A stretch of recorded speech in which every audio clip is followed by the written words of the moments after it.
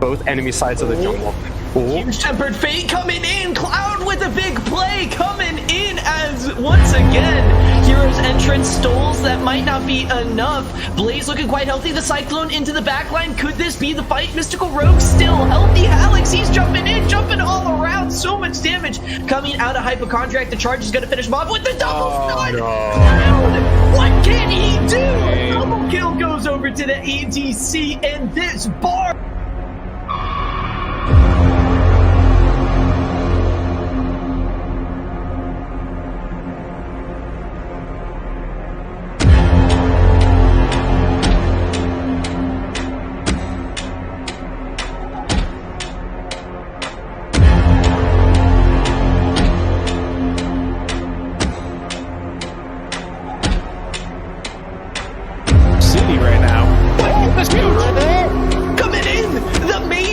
With the huge engage, Cloud already taken so low. Cloud's actually going to be 5. Meanwhile, Mystical Rogue has no business facing Nasus there. Roach picking up an easy kill as Alex kiting around beautifully.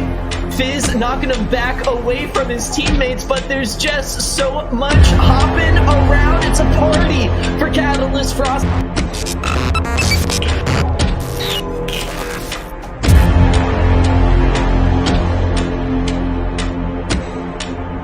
And I like the Star Wars reference. Demon gonna get hit by the unstoppable onslaught. We got a fight in the river here. Kakari looking for you, huge taunt. That's 3 people locked up here. Cosmic Radiance coming down, not gonna land onto Kakari. Hero's entrance, maybe what Glaive needs. Around the Coley coming through. Teleport on the backside. Coming up big on Otter, looking for the flank, but Dibble, he's got the better angle. Kraydog is going to get obliterated.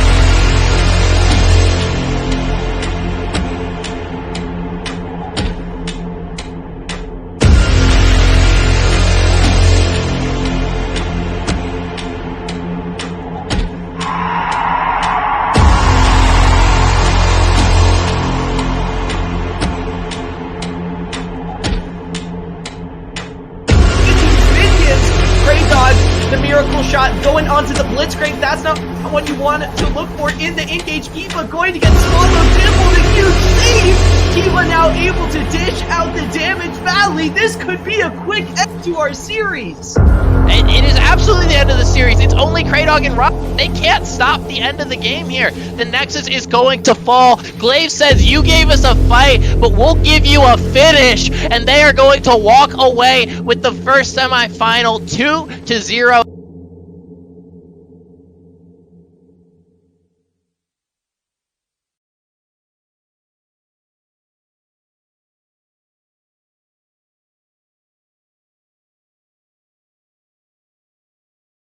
October 6th, 2020.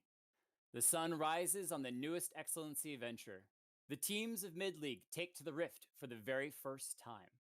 Looking to make a good impression, everyone puts everything on the line every week. Well, fast forward 9 weeks later, and it all comes down to this. The finals of the Excellency Mid-League. Catalyst Frost versus Glaive Black. These teams set themselves apart from the competition very early on. Win to win to win. They were unrelenting in their pursuit of victory. And that has led them here to the grand finale. One team fighting to keep their record pure and unblemished. The other fighting to bring down these giants, destroying their own sister team to make sure they were the dominant one to make it here to finals. Who will be able to call themselves the first ever Excellency Mid-League champions? There can only be one. I'm Jake Kelton. I'm the owner of Excellency, and I am honored to be able to introduce these teams tonight as Catalyst Frost and Glaive Black, your finalists for the Mid-League. Thank you so much for joining us. It's going to be an epic best of 5 to find out who the true winners are. But I'm only here for a moment. Let me send it away to our incredible production team. We have both Mac and Travis, the Catalyst Blaze coach, coming in to fill in for some extra information on the analyst desk. Thank you both. Go ahead and take it away. Thank you so much for the awesome intro, Jake. We got an exciting series for tonight, and I think that did it justice. As Jake said, my name is Mac Dewey. It is grand finals here for the mid-league. Glaive Black going up against Catalyst Frost, and for such an amazing night, we had to make it special. Joining me on the analyst desk is the one and only Coach Travis from Catalyst Blaze. How are you doing tonight, my man? I'm doing great. I'm hyped for a long series tonight. Yeah, I'm doing fantastic, my man. Unfortunately, Blaze's season had to end. Maybe Frost can make up for it by taking down the mid-league Titans here in the best of 5 series. What do you think about them? Do you think it will be a quick 3-0, or do you think Frost can really make this series competitive? I think Frost has a lot to prove. I could definitely see it being a 5-game series, actually. I think that they've got the stronger top side, for sure, on Frost, and I think they play more versatile champions. So it should be spicy. Yeah, are there any kind of specific champions you're looking for to kind of pop up in the top lane? You know, for Frost, you've got Roach and Red going up against Dibble and Demon, who have been really terrifying. What are you maybe looking for in the draft to give Frost an edge going onto the Rift? For Frost, that's what made them so hard. They play like every champion in the book. Yeah. You know, who expected the Nasus? Like, right. As a coach and their sister team getting to scout them every day, I had no idea that Nasus was coming out. Yeah, it's much easier to scout Glaive because you can kind of expect tanks in the jungle and tanks top lane. For Frost, who knows? Who knows? Yeah, the Nasus performance. Kudos to Valley. All credit goes over to her for that amazing intro video you saw. Poor Mystical Rogue trying to 1v1 the Nasus in the bot lane there, and there was really no way to dance with the dog there in the bot lane. Roach was a monster, but if you're looking at Glaive, all attention has to be kind of given also to this bot lane. Frost maybe can give it to Glaive on the top side of the map. Do you think Alex and Cloud can really compete with Kiba and Issei? Yeah, I would say that my bot lane over at Blaze is probably the second best bot lane in the league. And the Frost bot lane absolutely just smurfed on us last time. Yeah. They can play defensive and then wait for the openings from their jungle and their mid and top and then get kills. And Alex can carry like he did last week, given those kills. So yeah, I think that they can play patient and wait. And then when they get the kills, Alex can definitely pop off. So I really do think that it's a more even match than a 3-0 sweep. And we actually do have Pro Draft getting started up here. Frost versus Glaive, game number 1. Buckle up! Everyone is tall enough to ride this ride, and I'm so excited for the roller coaster. As Glaive Black immediately taking away Hypochondriac's Anivia that showed up last week, and Catalyst Frost really don't want to deal with Dibble's Kale again. Yeah, that was a quick couple of bans. The Olaf terrorized us last week. The Shin is always strong. Yeah, the Anivia. They took away the Nunu. That has been Glaive's bread and butter all season, but they gave them the Galio. And Kakari has been really solid on this champion. Do you think Hypochondriac? I mean, going into Kakari, he's also a difficult laner. I feel like most of these lane matchups actually match up pretty well as we see Frost hovering the Kayn, and that's going to be locked in for Red. I'll get your thoughts on that pick in just a moment. What are you looking for maybe for Frost to potentially counter this Galio? Well, they used the Anivia last week. It's gone.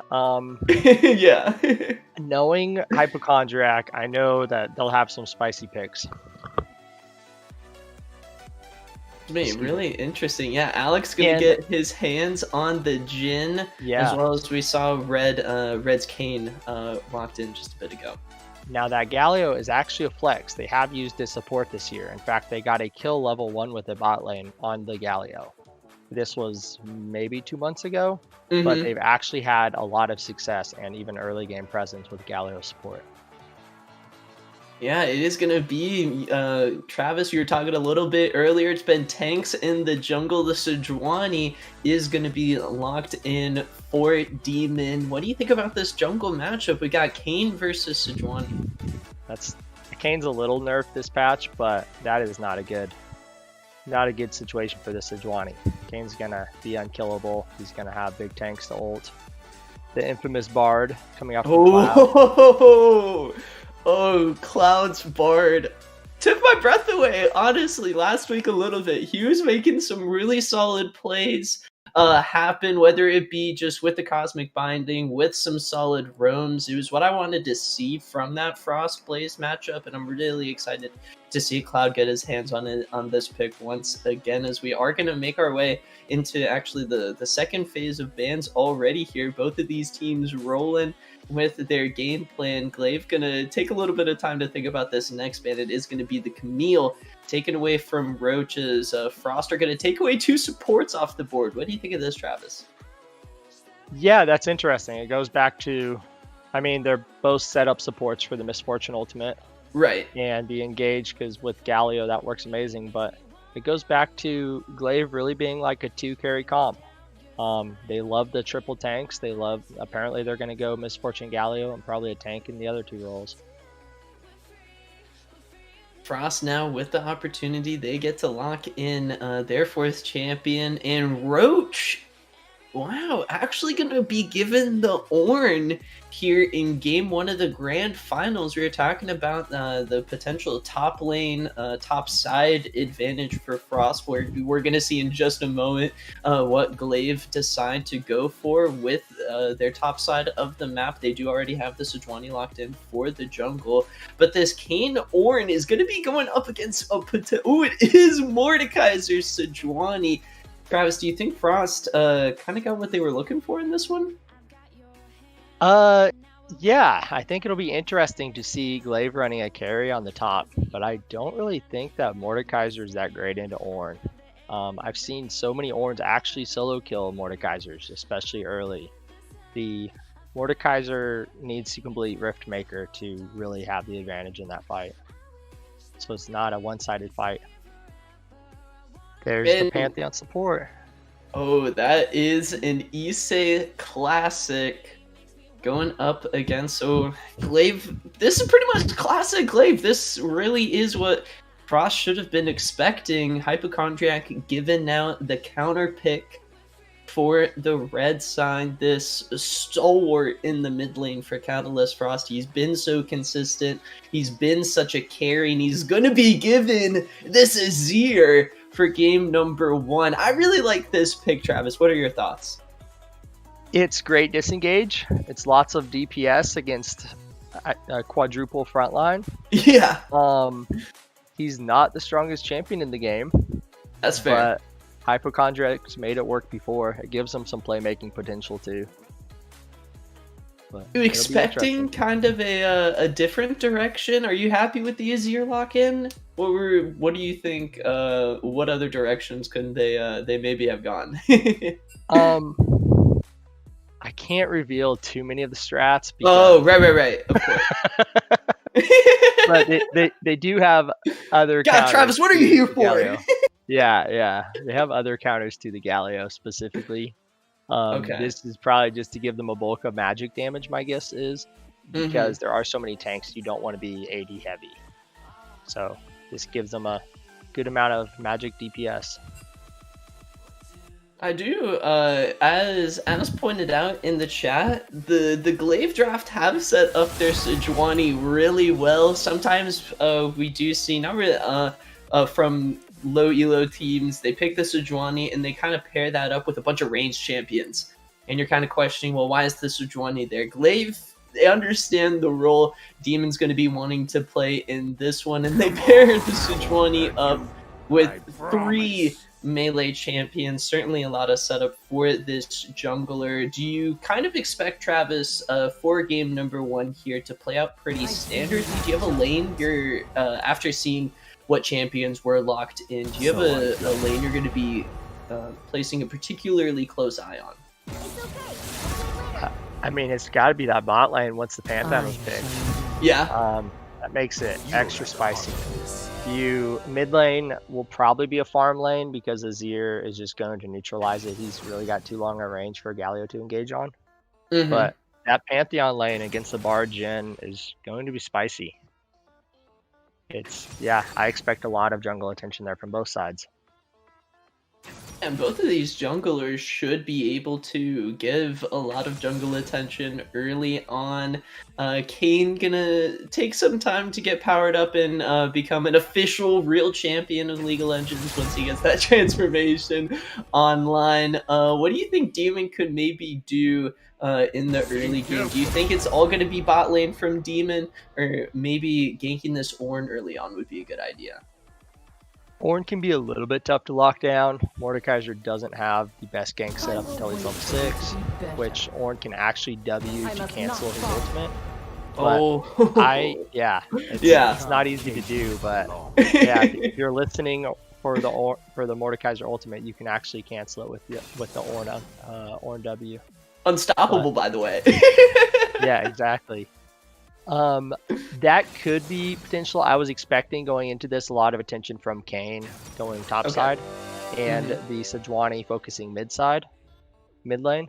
But because of that Pantheon, that throws everything kind of out the window, and it might very well just become a bot lane game from every team because of all that dive and engage potential and damage.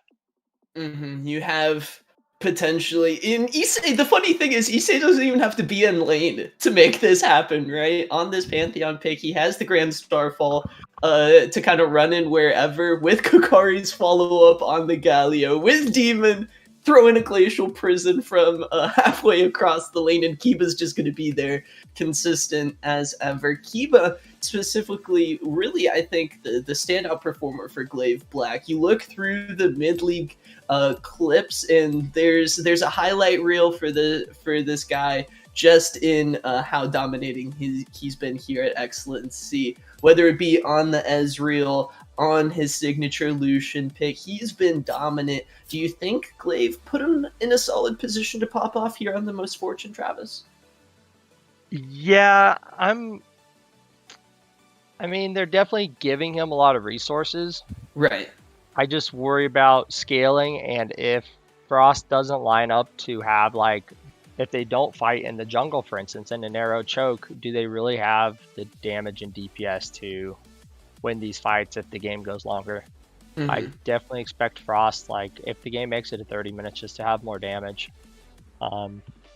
Especially with those ornament items coming online, too. Yeah, absolutely. I probably would have liked the Kaisa more with their particular comp. Okay, for Glaive. Yeah, for Glaive, I mean. Okay. But Miss Fortune is very strong. She might be the second strongest ADC in the game right now, right behind the Jhin.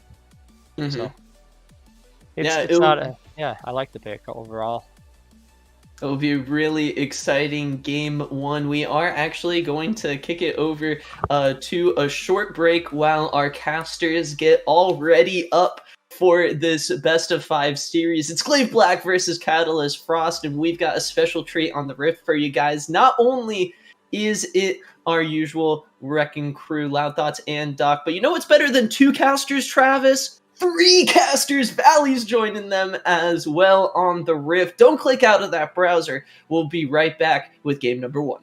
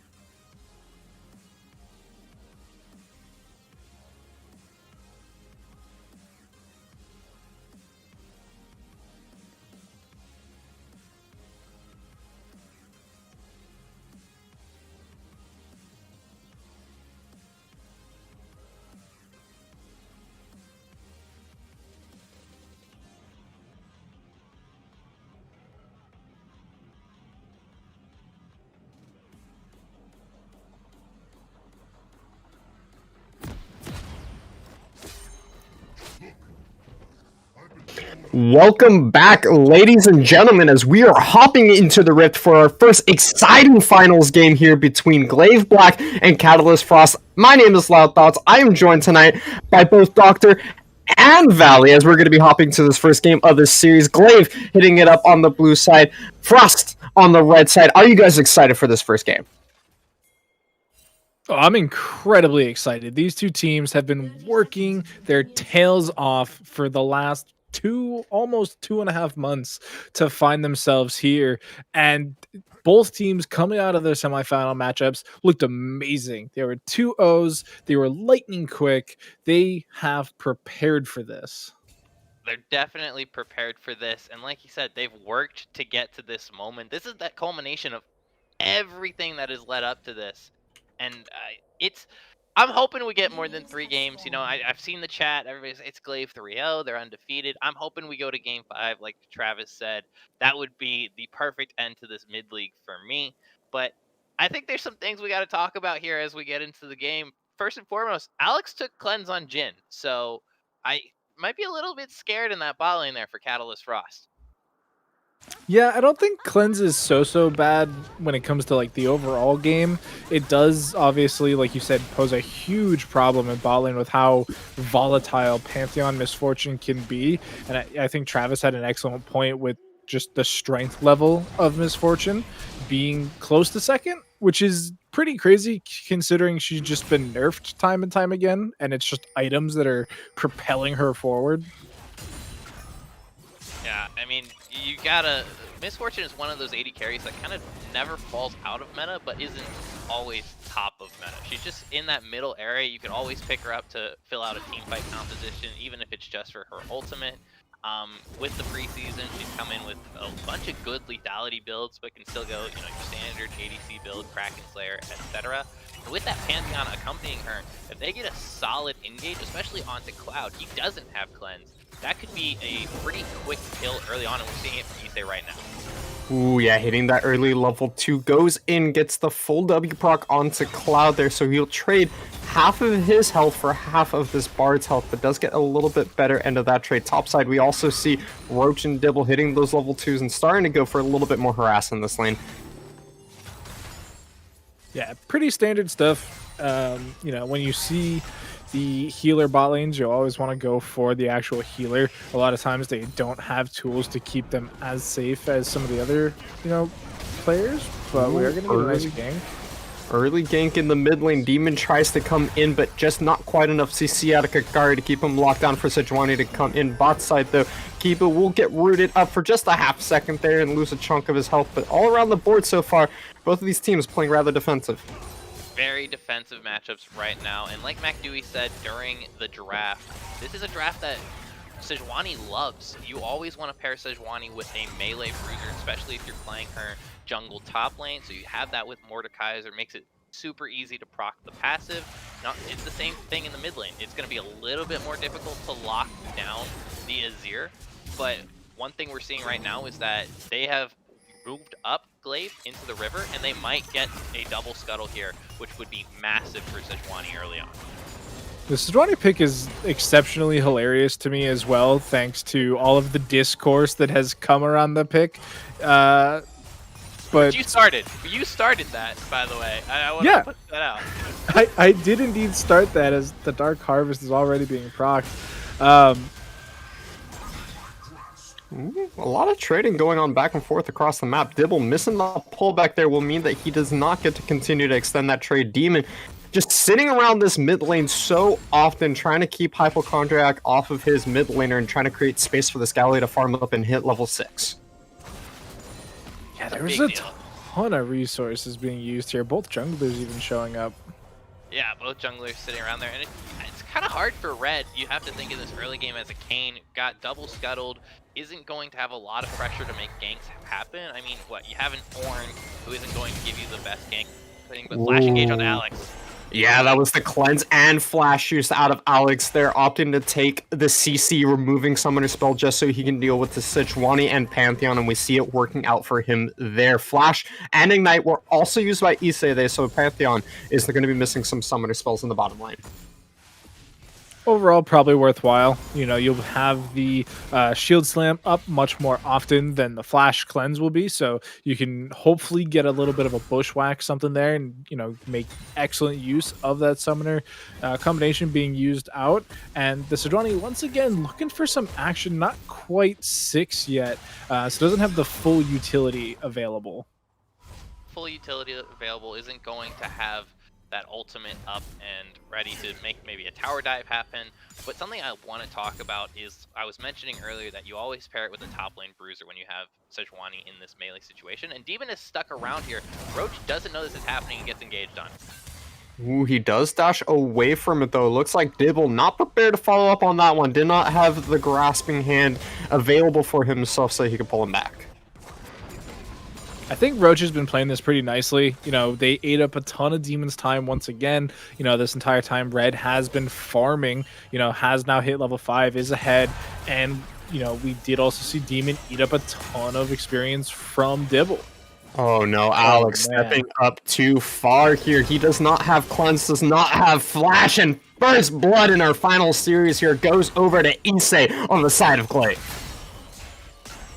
That's a mistake that just cannot happen. Alex is an experienced AD carry. We've seen him absolutely pop off in series after series, but into a Pantheon misfortune lane, you cannot get caught out, 1, without your support, and 2, stepping too far up into the lane where you can get stunned with no cleanse up, with no way of escaping, and gets punished. And I actually like that kill going over to the Pantheon more than I like it going over to the misfortune, if I'm being honest, Doc.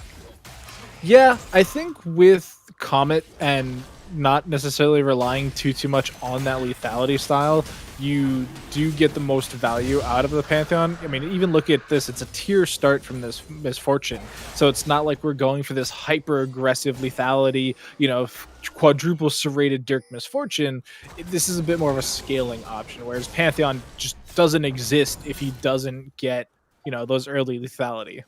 And you're exactly right. And you look at even utility later on to the game, with Pantheon falling off, you want to give him those kills so he can scale up. Whereas Misfortune, like we mentioned, her ult is always going to add a level of value to team fights no matter what, especially if it's taken around objectives like Baron, like Drake, where there are a lot of tight choke points. Speaking of Drake, the Ocean Drake did go over to Glaive, so it's been a bit of a slow game, and you can argue that maybe Demon has overstayed in a couple of places, but they do have a 400 gold lead, that first blood and that first Drake on their side. So it's not looking great for Catalyst. They are a scaling composition, but they're starting to fall behind ever so slowly. Yeah, it's incredibly slowly, but we're starting to see, some CS differences pop up in the bottom lane, 10 CS over Alex. That's largely due to the kill.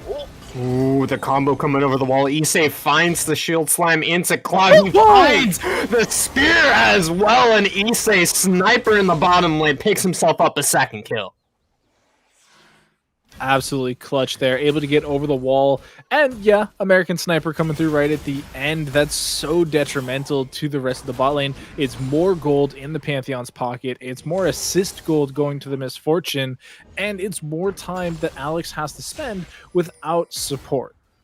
Yeah, and as the Rift Road is being taken here by Kane, is actually going to have to back off, gets found out by Demon, but can't really engage onto him. And the point I want to make is that I said it in the whole Drift series between Glaive and Drift, and I said it afterwards that I could have spent 2 hours talking about Glaive's warding, but that kill onto Cloud comes from solid vision around those blast pants. Now Cloud is in the mid lane trying to push Kakari out, but it's a Bard, doesn't have the best ganking pressure, and Demon has made his way back up to the top side. Made his way back to the top side, flash force, but that's going to be the Glacial Prison thrown out. Dibble's trying to continue this one, but none of them really have any CC left. They're just going to go for the straight up dive, though, as Demon takes that one up, and Dibble is the benefactor. It is 3-0. Glaive coming out with a strong early game. Tank junglers, what are you going to do? They just work. I mean, what are you going to do? But it's also the entire plan from Glaive. I always like to talk about something that an old coach I talked to would mention. He would always call things engines. The combination of maybe 2 characters that gets you to your mid game, that gets you to your power spike. That is what is the engine for Glaive in this game. Sejuani and Mordekaiser, or Sejuani and Galio, any sort of melee combination with Sejuani is a early game carry that can make ganks happen, that can get you out of lane and can give you pressure, but now we have another fight. Ooh, they're trying their best to get onto the Galio. He uses the ultimate, but that is going to be Kane following with an ultimate of his own. Issei is there to support out this mid laner, but he's dropping down extremely low. Is Red going to be able to find his way back into this one? It is Jin who popped out the curtain call. He is not able to find one as the shutdown goes over to Cloud, but now it is the rest of Glaive and Frost that have followed up. Kakari dropping down extremely low. Is Hypochondriac going to be able to finish off the kill? He does. Kaiba also gets rooted. Double kill to the Azir, and it is a 3-for-0 turnaround by Catalyst Frost. That was quite possibly one of the worst case scenarios. The entire game could have happened right there. Like, that is everything bad for Glaive. And let's take a look at this replay once again. Yeah, I mean, you watch the replay and you think, okay, he's going to get out with that Hero's entrance, but he brings the Umbral trespassing Kane with him, and then you're just kind of caught between a rock and a hard place. Issei has no health, flash forward from Cloud to knock him down, and Kiba on the Misfortune is just doing their best to get away, and Kakari has to protect the AD carry, says maybe I can get Kiba out, maybe I can save them, instead just walks into his death, and there is going to just mean a 3-for-0. In the top lane we have another fight. Roach might be dead. Yeah, the flash almost, or the dash away almost going to be able to keep Roach alive there, but Dibble falls up with the decimating smash and a flash of his own. Red showing up on the top side now. He's going to try and get as much damage as possible here, but he's getting quite a lot back from that passive from this Mordekaiser. He's going to get a little bit of his passive stacks though, so walks away with his life and a little bit closer to his form. Yeah, I want to point one thing out back at that bot lane fight though that kind of got lost. Cloud absolutely saved the day there by landing the double stun onto Kiba right as the ultimate popped, and so you only see 2 trails of the bullet time come through. Otherwise that could have just been absolutely devastating to the squad. And topside, Dibble getting the solo kill is very problematic, especially since they're already 2-0 on this Mordekaiser. Mordekaiser with a completed Rift Maker is going to be doing a ton of damage in the one-on-one. It is going to be basically impossible to gank for the next 5 to 10 minutes. I mean, as the Kane, you don't have form, you haven't finished your first item. You're looking at a situation where I don't know how you actually get onto him. He just takes one of you into the Death Realm and just deletes you there, and then he can 1v1 the other one at his leisure, basically. And now we're looking in the bot lane. Demon is on a ward, though.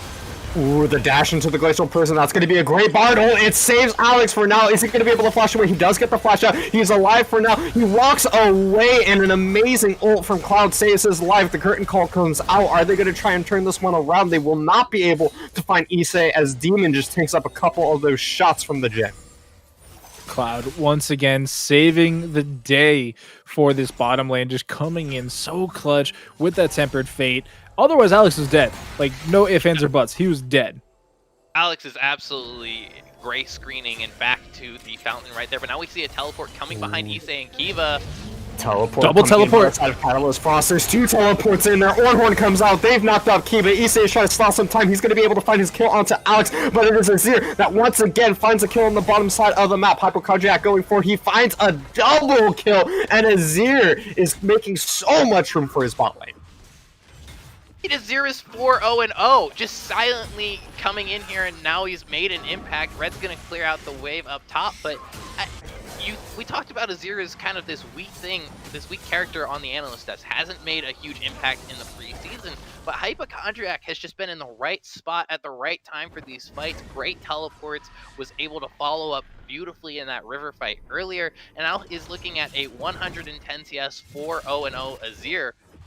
It's an Azir that is going to come online very, very quickly as we get towards this third Drake. And now we have a Pantheon ultimate in, but they can't get onto Hypochondriac. He has way too many escape ability tools, and he's got 4 stacks on a Dark Seal as well. Yeah, that's going to be a huge problem too if they, continue stacking up, which is not exactly hard to do on Azir because you do spend so much time far away from the opponent that, eventually, I don't think we're going to see a Mejai's. I'm just going to be upfront. I simply don't think we're going to see it. We do see Flash in the top lane, though. Oh, man. Yeah, Cloud also going to get jumped on there. Takes about half of his health, but Roach does lose that flash in the top lane, so Dibble's going to have a little bit of time for himself where he's going to be able to try and maybe punish this tank in the top lane. You're going to see we're sitting at about 15 minutes, and it's a very even game outside of the Drake pressure that Glaive has exerted. And this is what makes Catalyst such a danger to face. They know where they can exert their pressure, and they know when to give pressure, right? We can talk all we want about Mordekaiser being 2-0, but he's got 2 kills onto an Ornn. The Ornn doesn't need kills. He doesn't need ganks to be successful, and now as Alex is going to get bullet timed and almost deleted off the red. There's the spear! Flash spear coming out of the bottom lane. Issa is going to be able to finish off the kill onto the AD carry. Meanwhile, mid lane, Hypochondriac and Kakari going at it once again. Red might be looking to interfere with this one, but the entire time it looks like Demon is going to be trying to pick up the second Rift Herald of the game, and he does get it. I didn't know you could do that! Yeah, apparently you can do that. That's legal? Like, I can't even flash Q on Vi. How am I supposed to do it on Pantheon? What? Oh, it's actually beautiful from Issei, though. The mastery of this character that he has exemplified, not only in this game, but in the series previous, has just been immaculate and beautiful to watch. Roach is struggling with Dibble in the top lane, and as I was making a point about how well Catalyst Frost was doing, everything went wrong. There's a Drake spawning in about 55 seconds, which it is going to be a Cloud, so if you're the side of Catalyst, you can give this up. But also, you're starting to hit your power spikes. You're just almost at your first mythic item on your AD carry. You're getting towards, you know, your power spikes. You don't have teleports, though, so if they want to fight around this, they have to start making their way down right about now. You also don't have a Kayn yet. Like, there's still no transformation. I mean, do you ever have a Kayn? I mean, you have Rost. I mean, okay, but like, I but like, we're not there yet. We're not there yet. And with the dragon, I think you do have to give this dragon up because it is just third Cloud, and with half a jungler, you are going to have pretty much all of your team down here, so you are going to be able to try and contest this. Dibble getting second brick, though, is going to free them up to go back to base, teleport in with their next purchase, 2,800 gold in the bank, so they finish up some boots, and they are well on their way to this Rylai's just in time for the dragon. They might not even need the teleport. They're already walking down. They are already walking down, but the vision is all in favor of Glaive as the engage comes in. Glacial pressure comes up. The bullet time is following up, but Red is able to get his flash over the wall. The Kayn is alive for now. Dibble with the teleport finally coming in, is able to pick up the first kill of this team fight on the backside. Pantheon finds the second as Roach falls down, trying to play the front line for his team. Cloud, Hypochondriac, and Alex still alive, but it's going to be Glaive that walks away, and they're starting up this dragon. Is there going to be a contest, though? It looks like they do want to try and see if they can pick something else up for themselves here. Current call comes out, but that's a flash over the wall. Kakari, he's found Cloud. Hypochondriac is trying his best to shove everybody over the wall, but he gets picked off by Dibble. He could not get off the Shurima shuffle. Alex and Cloud left to lick their wounds and portal through to safety underneath their second tier turret, and now it really is going to be a free dragon and 3 kills picked up for Glaive. Dibble, my guy. They had a family and you just had to do them like that? Are you kidding me? Oh man, that's pain. It's definitely pain. You look at that fight and you just, why don't you walk away? If you're Catalyst Frost, you lose the initial 2, you don't have any vision control, you have no way to set up the Sand Soldiers for Hypochondriac, and now you're in a situation where you lose 3 kills, you lose immense amounts of value in the Drake as well. They knock down the mid lane tower, and it just doesn't feel like the decision making from Catalyst Frost is all quite there yet. So we're going to see this replay. Doc, take us through it. Yeah, so right off the bat, they catch the Kayn with the Glacial Prison and the taunt coming through. Multiple members in that bullet time just do so much damage, and the fight's over right here. Dibble teleport in, kills the jungler, follows back, they kill Roach. This is where it absolutely should have ended, but it's just the Catalyst team wanting to make up for lost time. So they come back in, they try and get something going. The curtain call comes off as a zoning tool, but Hypochondriac is so far forward, he tries to make the hero play. You know, we're talking about him being so far ahead, so, you know, beefy at this 4-0 state. He thought he had the damage and the survivability to get something done, and he went in with that Streamer Shuffle, got everybody except Dibble, who timed that Shadow Realm perfectly. Just completely, removed themselves from the equation, brought the very low Hypochondriac in with them, closed that kill out, and then chases down Alex with the boost. Just chef's kiss on that Death Realm from Dibble. And now we have to kind of take a look at the state of the game, because it's one thing to talk about team fights, but we also have to take into account this is a Pantheon Galio composition. If you are trying to play any sort of side lane, if you are overstepped at all, Pantheon and Galio can get to you, and suddenly you're in a 3-on-1 or even a 4-on-1 if Sejuani is hovering there as well, and they can punish so effectively on the side of Glaive that it makes it very difficult to play anywhere except the mid lane for Catalyst. Yeah, and I was actually wrong on what the item was going to be from Mordekaiser. It's not that Rylai's. He went Demonic Embrace, so he's going to be incredibly tanky going forward as well, which is a bit problematic in my opinion for the Frost squad right now. They're, a little bit behind when it comes to items. They're not exactly in the best team fighting position at the moment. And so Mordekaiser now with a 500 gold shutdown is tanky, does damage, and can bully your weakest member. That's putting it lightly, and when you say they're behind in items, look at the 80 carries, right? Because for me, that was the lane to watch. But you look at the 80 carries, the Misfortune has 0 kills and is pretty close in CS to Alex on the Jhin, and has a whole item up on him in the Miramana plus the Eclipse. And now Red is in the Death Realm, and that probably means he's dead. Yeah, he's going to buy some time with the Umbral Trespass of his own in order to keep himself alive. Cloud is going to get picked up on the bottom side. Finally, he pops out of Dibble, and Mordecai is able to finish off that kill on the top side of the map. Now it is Hypochondriac that is getting picked off. Issei is able to find the stun for that one, gives the kill over to Kaiba. Finally on the board here, and his 3 swift kills across the map in completely different locations. Glaive have just opened up this game. I don't know how they do it. I simply do not understand how Glaive works, because this happens every time. They stay even for, 15, 20 minutes, and then they just snap. Like, what is happening? First off, we have to talk about the implications of that, because that's a free Baron at 22 minutes into the game for Glaive, and we know what they can do with a Baron. But to answer your point, Doctor, it comes down to power spikes and vision control. This is a Glaive team that once they hit that first item, once they are working towards their first initial power spike, they have characters that can be a carry, that can be a frontline, some level of tankiness. Combine that with their immaculate vision control, the way that they invade the enemy team's jungle, know where their jungler is, and are able to just push them out through that macro, allows them the opportunity to set up for picks, which they then turn into objectives, which they then turn into structures, and they then turn those into wins. It is just clinical, and it doesn't seem like any team has had an answer so far.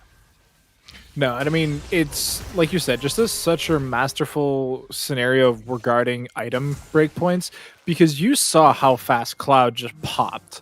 Like, that was the jungler and the support that just absolutely eviscerated the enemy support. Like, that is not exactly what you expect, especially when you have a tank jungler, but they removed the Tempered Fate opportunity, and then Hypochondriac also gets killed so fast that Demon tried to support with the prison, and even that was too slow, and that's not exactly a slow projectile.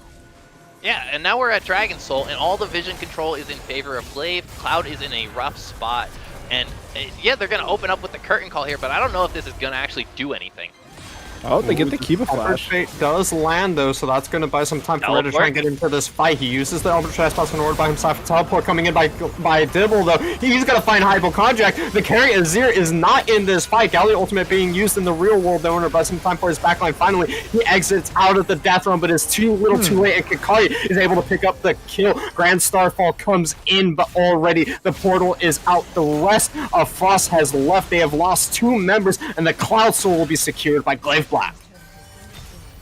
Make a fight happen if you're the side of Catalyst, Doc, because you have one engage option outside of a wonderful Shuriman shuffle from Hypochondriac or Cloud landing a 4-man Tempered Fate, and that's OG Roach getting a massive Call of the Forge God, and he wasn't even in that fight at the beginning of it. On the other side of things, they have so many engage tools to just turn around on you at their own pace for Glaive. Yeah, and I have to feel really bad for Red, who's coming off just a superstar performance on Friday. You know, got a chance to play the Olaf, and then they played... I forget who they played in the second series on Friday. I wasn't here, I can't tell you. Yeah, that'd be a Loud Thoughts question. Kindred, yeah. So like absolutely like superstar performance, just absolutely bullied the Blaze jungler in and outside of the jungle, and now they have to come here and somehow engage onto Sejuani, Galio, Pantheon as Kayn, and it's just not possible. Like it simply isn't feasible as a Kayn. And so you're right, like Ornn has to be there at the start, can't be the late teleport in. And funny enough, typically you would think Roach would go to the Death Realm with the Mordekaiser to try and prevent that second, you know, cast of the Horn.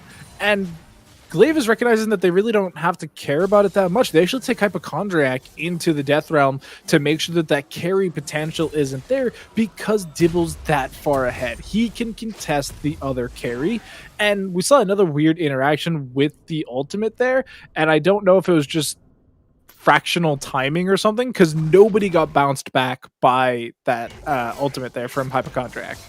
Yeah, no, it's just coming down to the wire on that timing. It was cast a little bit early before it could land onto anybody, and you see the pressure that they're able to exert, right? Cloud Soul has gone off the table at 25 minutes. They've already secured a Baron and knocked down multiple towers, and with the mobility to transfer between lanes with Galio, with Pantheon that this team has, they're able to do 4-1s, 1-3-1s, split pushes across the board, especially considering you add Mordekaiser on top of that. He can just Death Realm and survive for an eternity if anyone ever wants to come and support him if he gets, you know, ganked by multiple members. We're looking at a situation where in 3-4 minutes or so, we're looking at an Elder Dragon. In a minute and a half, we're looking at a Baron. Where do you make your last stand? Look where the vision is. Yeah, the vision is just in the enemy jungle, and all the vision is around the bottom side because they don't want Roach getting picked off. But I don't know where you find a fight. Where do you take your fight? If you make your last stand at Baron, you're done for because you don't have the power spikes. But if you wait for your power spikes and you lose at Elder Drake, the game is over in that instant. And I don't even know if Glaive will let him wait that long. Yeah, I think honestly, it has to kind of be at that Baron fight, because if you lose at Baron, you have your inhibitor still alive, so there's like an odd chance that you still can survive at that point, and you know, then you lose an inhibitor, maybe 2, maybe even 3, but like we're only 27 minutes into the game, so your death timer should be quick enough to get back up in time. Whereas if you wait for the Elder, now they've probably taken an inhibitor off the Baron and have an avenue in that once they secure that Elder, if you fight them there, A, you're all dead, B, they already broke open the base, they just push through that lane and get the victory at that point. 24 seconds, now 20 seconds left on this Baron. All 3 lanes are being pressured by Glaive Black here. There's going to have to be a fight that Frost needs to force if they want to try and prevent this one. They need to look for a pick, a team unit effort. Yeah, but who can they make that team unit effort onto? They're looking at Dibble a little bit, but even then, they're not even worried about putting vision towards Dibble for the side of Glaive because they know his survivability is out of this world, especially now he's picked up that Rylai's that you were talking about, Doctor, so also going to have a bunch of extra AP and slow potential, and it's just Kiba and Demon starting up the Baron. It's a 2-person Baron, and that's what this preseason is. You can, as long as you have Sunfire Aegis, you can take Baron. Yeah, and they're going to be doing it pretty quickly. We're now just seeing some movement come out of this Frost team, pings and question marks, but can Red do anything? No, he cannot. CC for days. He goes down. Red is out of the fight. Smite comes a little bit early, but Kiba is there to secure the second Baron of the game. Glaive have picked up the jungler once again and had found themselves at a 10,500 gold lead with Baron at just 29 minutes into this game. Kiba knows all the... Glaive knows all the right steps. They know exactly where to exert their pressure and when. The TP is going to come in from Kakari. They're going to knock down this mid lane turret, and they're going to start a fight. Yeah, started fight straight onto Roach. The taunt comes out from Kakari. They pick up the Orin top laner who has been struggling all game versus this Mordekaiser. Hypochondriac on the bottom side of the map is going to be their next target. Flash, stun, execution by Issei there. Demon also flashing forward, trying to get onto Alex. He's going to get stunned up by the Permafrost flash away. He's going to keep him away from the bullet time though. And now the curtain call comes out. Is he going to be able to find Demon? It does not look like it, as the rest of Glaive are there to build a human wall to prevent that final shot from coming in. Red spawns, he goes in, he gets a lot of knockups. The Umbral Trespass is going to be used in order to buy some time for his cooldowns, but he gets immediately popped upon exiting out of that one. Alex, the only man left alive for his team, he is going to get stunned. He is going to get CC trained by the side of Glaive Black, and that is going to be the Nexus turns, and the Nexus falling down here for game 1 at mid-league. Glaive Black pick up the first win of this final series. Sejuani diff, it just works. How many times do I have to tell you guys? Glaive, they know the truth. They see the light at the end of the tunnel. They've picked it. They've won with it. It's going on the ban list, and Red needs some help. They need to get on a more proactive pick. They can't also be on a scaler when you have a scaling mid lane and a scaling top lane. Completely. You have to give Red some sort of agency in this game, even beyond it being a scaling jungler. You have to give him something that isn't predicated on him making ganks that are super unrealistic to happen to get a form to hit a power spike. It's just so difficult for him to make that much of an impact. You have to give him something to work with so that he can try to get these lanes ahead. Yeah, and with that, ladies and gentlemen, we watched the game for 30 minutes, but we also had Mac Dewey and the Catalyst Blaze coach Travis watching the game for 30 minutes, so we're going to have to throw the mic over to them as they get us prepped for game 2 and give us a little bit more of a breakdown on what happened in game 1. Hey everyone, welcome back to the Analyst Desk. My name is Mac Dewey. Travis, when we started that game, Frost looking pretty good. We thought, maybe if they scale up, they got the ornament items, they've got a lot of late game damage, but it feels like throughout this season, any team that's wanted to scale up against Glaive haven't made it to that point in the game to where those damage dealers get online. Starting for kind of where these teams began in the early game, Frost looking pretty even. Where was it you think they kind of fell off and where Glaive really took over? Probably the third dragon, they decided to contest it. Frost decided to contest that third dragon. And they just needed to stay behind the Ornn. They had no vision control, so you got a face check essentially, and Ornn needs to be your leader. Instead, I believe they had Kayn leading the way, and that's just not going to be successful. At that time, though, they were only 1.5k down, though. So it was definitely a close game still at that point. And we saw glimpses of glory from Frost early on. Cloud hitting some insane bindings, some insane ultimates. Glaive, though, they really showed us why exactly this style of composition is their comfort zone. We were talking during the game. You pointed out Demon's aggression early, his ability to gank on this Sejuani. It really helped out Glaive a ton. Yeah, he's a great pathing jungler, great ganking jungler. He seems to always be in the right spot at the right time. Top lane got a massive lead, mostly because of the jungler. Mid lane survived against a 4-0-0, again because of Sejuani. The Pantheon just wreaked havoc in the bot lane. I think you got to ban that champion. They can probably flex it too, because it's like one of the best mid and top laners in the game right now as well. So yeah, it was surprising. If we go back to the draft from game number 1, it was Frost who in the second phase of bans actually took away the Braum in the Leona and left open the Pantheon. Would you maybe consider swapping in the Pantheon for one of those supports? And if so, which one would you take out? Yeah, I would most definitely put it in instead of the Braum. Yeah, that's kind of what I was thinking too. Yeah. I don't know what was going on there. Leona's OP. That's why my team played her so much this season. Braum, yeah, I mean, he's okay, but really he's only hurting Jin. The rest of the champions. Oh, you know what? Actually, they were planning on picking the Ornn. That's why they banned out the Braum. Okay. Yeah, that makes sense. So it was a protection pick because they knew that they were immediately picking the Ornn.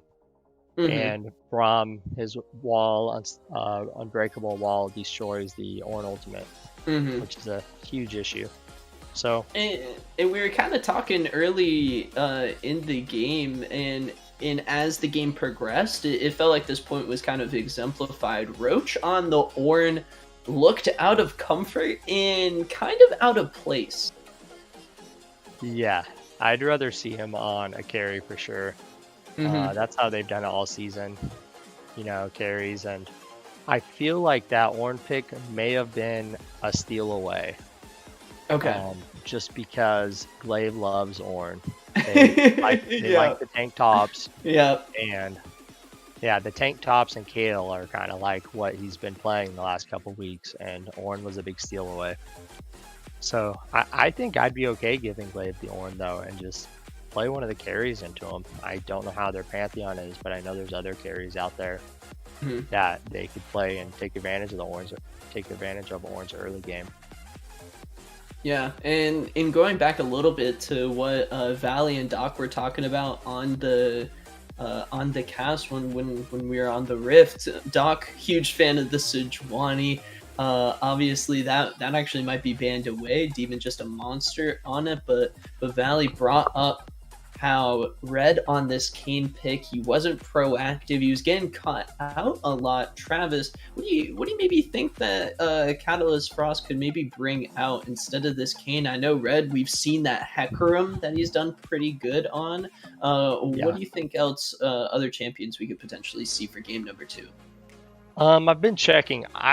So Kayn is due for another buff because for like a week he's been a B tier and Riot likes to keep him about S+. So they're actually going to be buffing him again. I don't think this patch has gone live yet, from what I can tell. So Kayn is still a B tier champion. Yeah, there's a lot of things. He played the Kindred against us. He looked great. That does awesome into Sejuani. The Graves can do good. There's really quite a bit of picks that you can do. Another option is, I don't know how something like his Kha'Zix is, but possibly Kha'Zix and just delete Kiba. That, you know, take the primary carry out of the fights. It'd be spicy. Yeah. It's something I probably should have tried to do against Frost myself, actually, but maybe Frost can do that against Glaive. Is pull out the Kha'Zix, who is a really strong champion, and take their carry out. And we know Demon is a big tank jungle player. Last week, Blaze versus Frost, it honestly, Frost did not look like how they were looking on Friday. They were relentless in the early game. I wonder maybe if Glaive Black, going up against Glaive Black, going into the grand finals, I wonder if they're a little nervous. I don't think it's nervous. I think that it has everything to do with the reputation, I would say, for Demon, really, to be such a heavy ganker. Because the way that Hypochondriac played, he played with a total lack of respect around mid. Around the mid jungle synergy, like often half the game he seemed to be on the enemy side of the wave, starting at level 1. And I think that if you try to do that against Demon, you're just going to be 6 feet under over and over and over. Because Demon is unrelenting with ganks if they're free kills.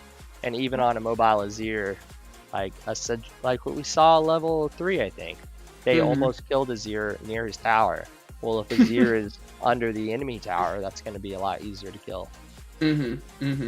Yeah, immediately we do have the pro draft starting up here. It is going to be the Pantheon taken away in the first phase of bans, Travis, as well as the new sticking around. Glaive Black, they're going to take the Shen and Olaf. Once again, off of the board, maybe we might see the Anivia make a reappearance here. The Catalyst Frost, they are done with Demon Sejuani. Listening to the doctor's prescription here, they're going to take away the boar. for this time on the Rift is Frost. They're gonna lock in Lucian first. Oh, and Kale. Oh gosh. Travis, what do you think about these Sorry, picks so I far? don't actually have the draft link yet, but I heard you say Lucian for Frost. That's Oh, no expected. worries. I'll get you sorry. I'll get you the pro draft link, my guy. No worries. Yeah. Mac is on it. Lucian is a staple for their team. Mm-hmm. They pick it first just about every single time they have the opportunity. The Kale Galio is great synergy. It can help protect the Kale. Mm-hmm. I am absolutely shocked that Kakari just picked a Galio into a Lucian. Into one of the best Lucians I think I've seen. I imagine that Lucian's going mid, and now they got a ganking jungler. Okay. This could be a field day. If you remember, I brought this up earlier actually. Mm-hmm. Hypochondriac actually solo killed Kakari twice in the first time that they met. He was a Seer against an Orianna, and he got 2 solo kills. And I think he kind of has a number. He started 4-0 this last game. Yep. Now you put him on his strongest early game champion, maybe with his most outplay potential of any champion he plays, and then you pick a counter pick right in. Like, they countered themselves with the Galio, unless that is Galio support. And I wonder here if we'll see Glaive Black try to pivot in their draft as the Swain is locked in. Travis, do you think that's going to be going over into the hands of Alex? That is a 3-way flex, I believe.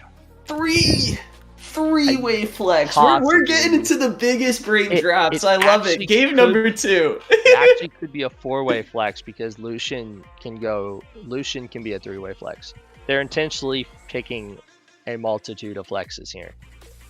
While Glaive can flex the Galio and the Kale. That could be Kale mid, Galio support. A lot of options Kale mid here. Kale mid has been very popular of late. I don't know if anyone in chat has been watching or are big fans of like the Synapse stream montages, but I feel like ever since preseason has launched, like every other episode there's a highlight of Nemesis getting like a pentakill on Kale mid. Yeah. And he's rank 1 in the EU now. Yeah, maybe we'll see Kakari tries to get a repeat performance. Frost, though, they don't think that kill's going into the mid lane. They're going to be taking away LeBlanc off of the table. Do you think that's to protect the Lucian, or just to take away Kakari out of his comfort zone? Well, it's definitely a sign that they think that's Galio support. Okay, yep, exactly. It could be to protect the Lucian, but I think Lucian does really get into her. He can build Hex Drinker early if he needs to, but he just has too much damage for her, and her long cooldowns early and her lack of mana early. There's the Kai'Sa that I would have liked to have seen last game. I obviously didn't matter because Kiba still had a great game. Yeah, absolutely. I think Kai'Sa is an awesome champion. Yeah, especially right now. I feel like no matter what, Kai'Sa cares about stats, gets upgraded. Well, new items, there's a lot of stats for you to work with. We see Frost taking their time with this last pick after the bans come through. Cloud not going to be able to go onto his signature Bard. Glaive Black have had enough of that pick. It is going to be the Alistar going in. This will be pretty interesting. I think it goes pretty nicely up against this Rek'Sai.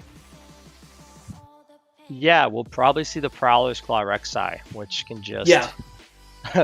Kind of a nightmare to deal with. Yeah, but... as long as you have vision of them. Yeah, oh no. That looks like a... Okay, this could still be Galio support until we see this last pick. Oh, wow. They're holding the flex. Maybe I wonder if the Silas is to make sure a lot of solid ultimates to steal first off. Yeah, Kale's really ultimate gonna be nice. Even the Galio. I don't think I've ever seen that, but that's gotta be nice. So it's Galio support. There is the flex. This Cassiopeia though, I know a big thing with the Cassiopeia. She can be really good, especially if she outranges the other mages. What do you think about the Cass going into the Lucian? Or do you think maybe we'll see the Swain into it instead? Yeah, I'm guessing it's probably going to be the Lucian mid because I know Hypochondriac is just really, really good on it. Okay. But the Swain mid probably actually would be a better swap. He doesn't rely on mobility, which the miasma from Cassiopeia shuts down a lot. And he outranges her a lot, which is nice. And he should just be able to pretty much free farm up. And he still has decent gank setup. He works really good with the Hecarim E, and also he can land his own E. Lucian into Galio support, and Kaisa should be really strong for Catalyst as well if they end up doing that. Alistair, Lucian bot lane is a very strong duo. The Alistair Swain, in my opinion, is not quite as strong, but it does have some synergies. Yeah, I want to. Yeah, go ahead. I do want to talk about.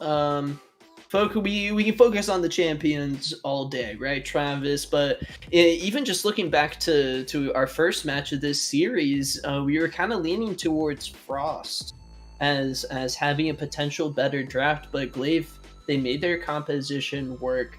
What do you think, considering the team styles, considering how well Glaive fights, how many picks they were getting on Frost in game number 1?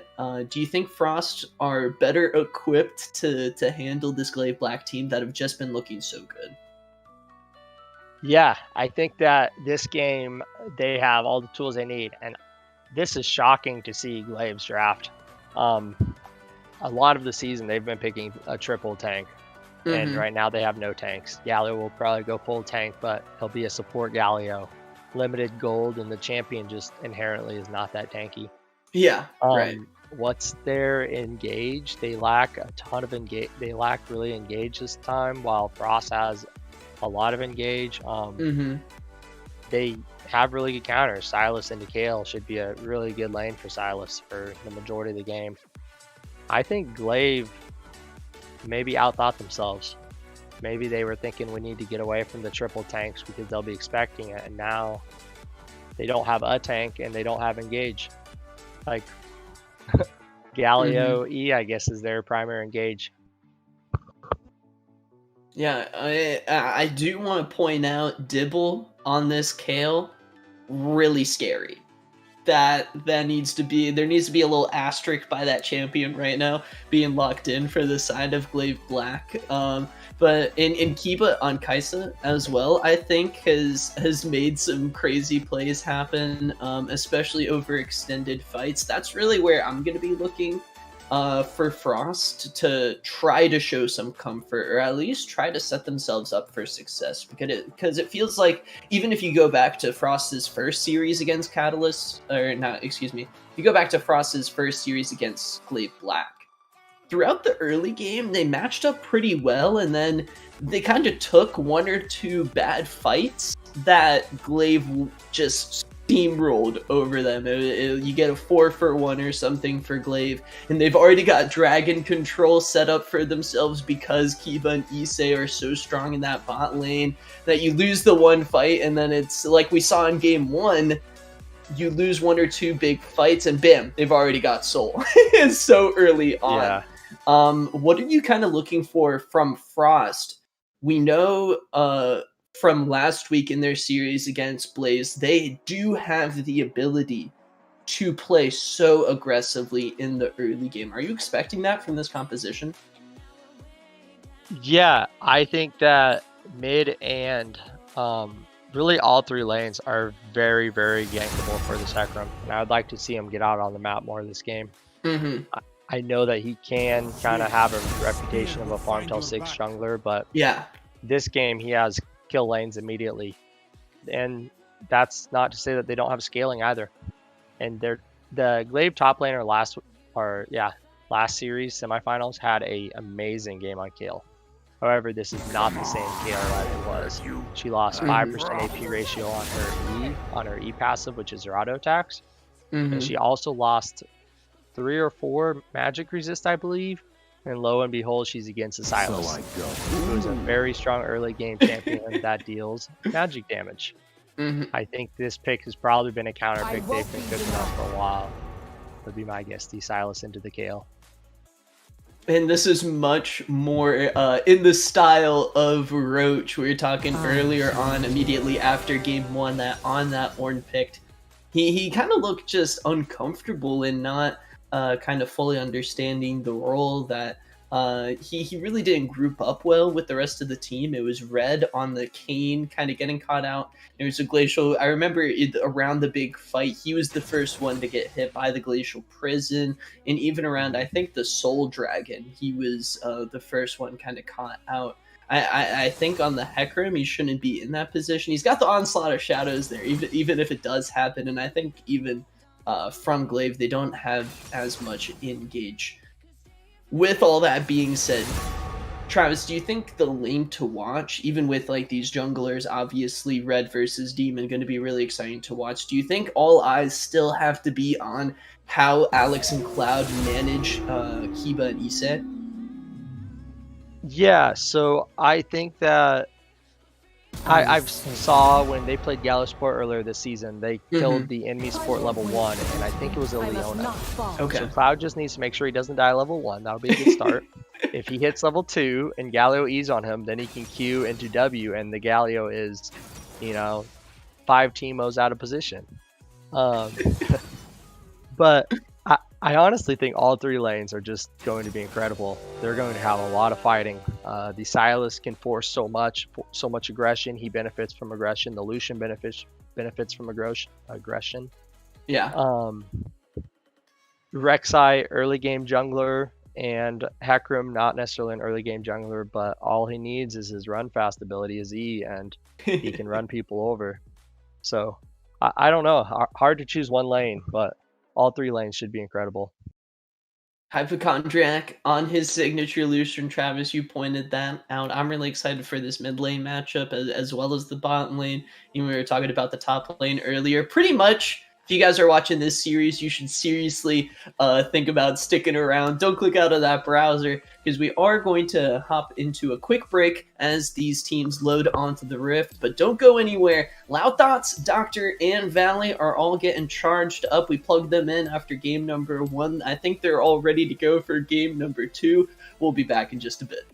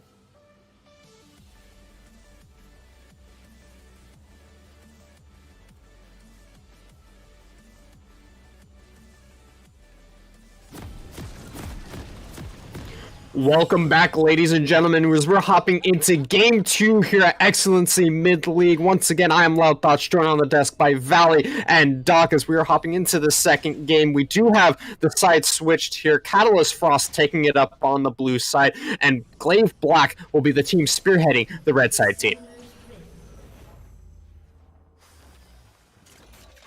I think I got plugged into the wrong adapter during the break. Okay. Yeah. Yeah, we're going into game 2, and I know we talked about it during the break in our chat here with Travis and that sort of stuff, but we're talking about how weird Glaive's draft was in comparison to what they normally do. They don't have the typical engage frontline takes that we usually see. It'll be interesting to see how they play this one out. Yeah, Demon on the Rex side is very curious to me. It's not tanky. It doesn't scale. It's running Conqueror. There's just a lot of questions to be had around this pick particularly.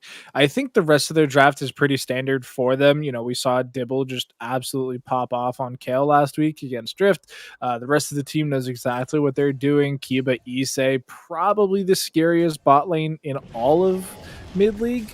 So I think they're feeling pretty comfortable, but they're going into a bit of an unknown themselves, because how many times have you played against Swain in the carry position in that bottom lane instead of the support position? Me personally, never, but I've seen it. Yeah, in my silver elo games, I have not played against it, but I've seen it in higher elo games. It's definitely something that's been played in that carry position and can be played. We haven't seen Alex on a mage ever before, so this is something a little bit different. But I am a little bit concerned about their early game into Kiba and Issei, especially Galio has so much presence with these engages, especially with Aftershock as well. So could see some early deaths again for Alex and Cloud if they're not careful.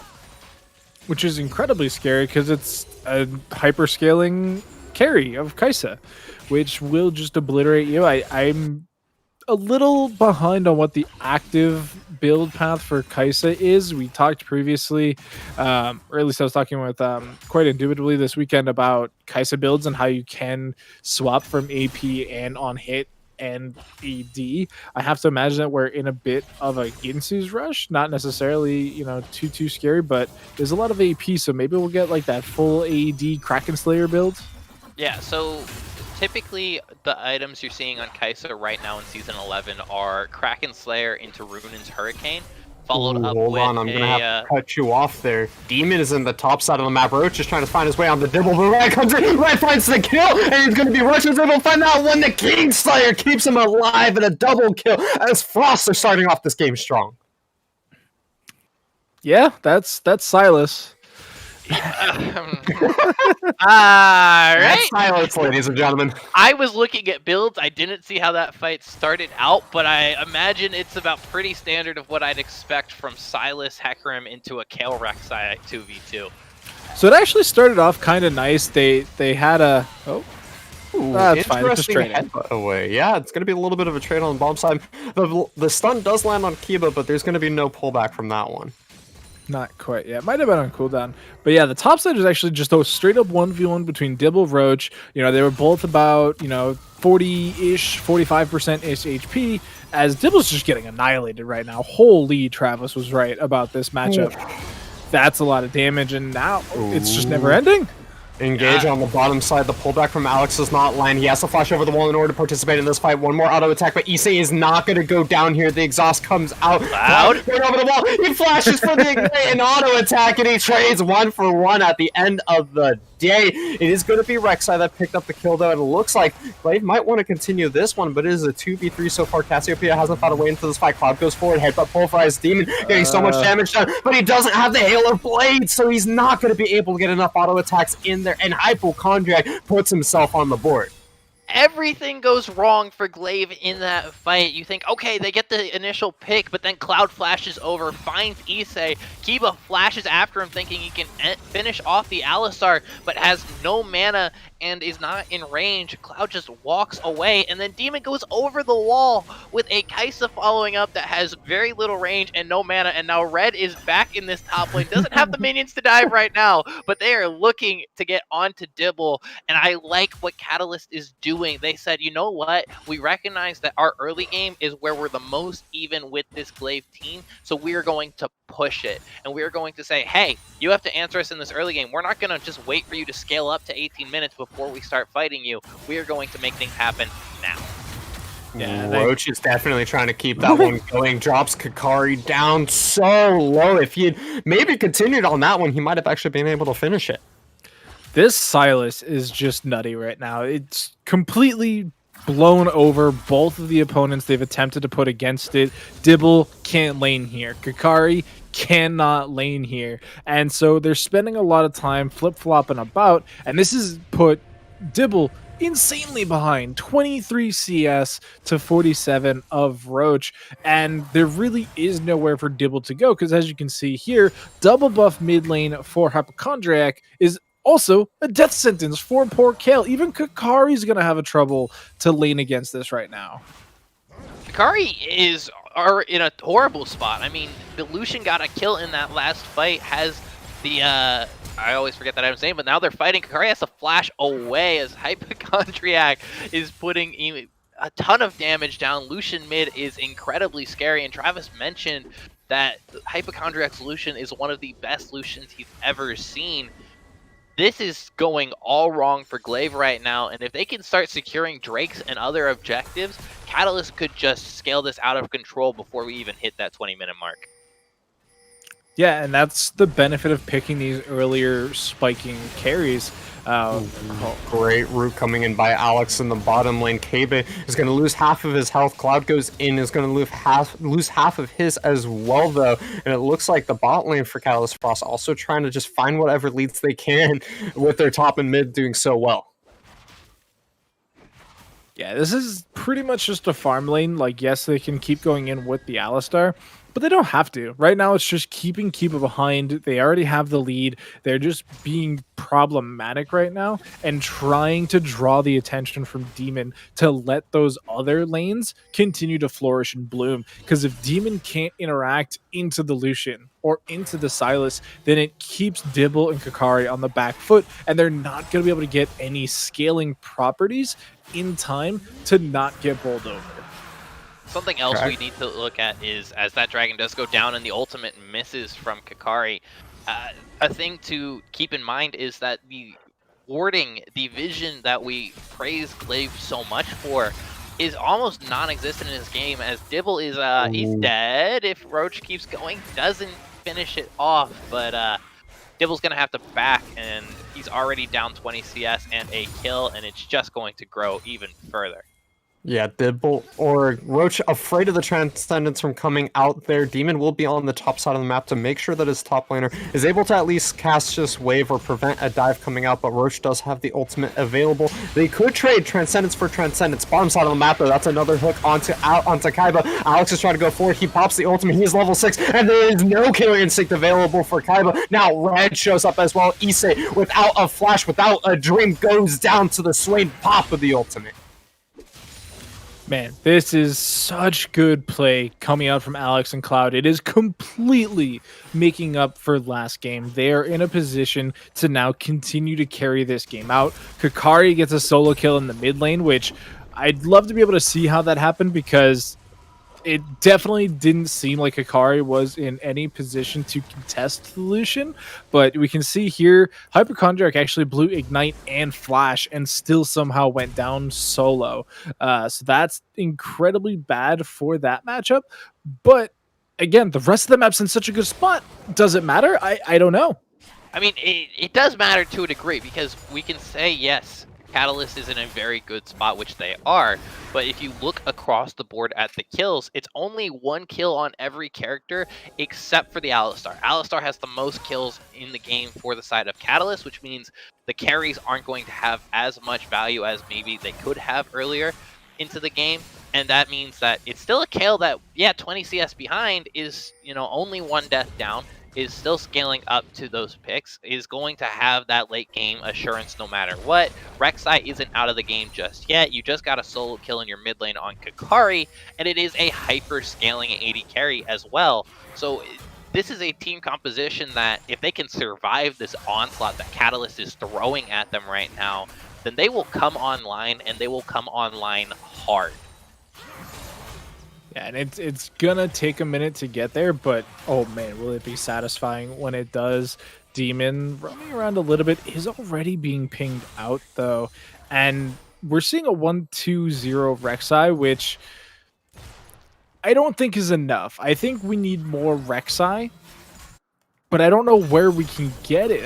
It is that lethality Rek'Sai that we were discussing in between game, and I'm not that impressed, and I don't know if the items are there to continue to impress me.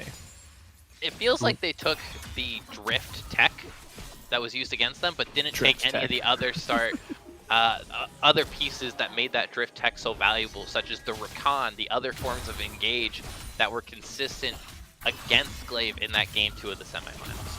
Oh, that's such chunky damage coming in from Roach. I feel that Dibble is not going to be in a good position here.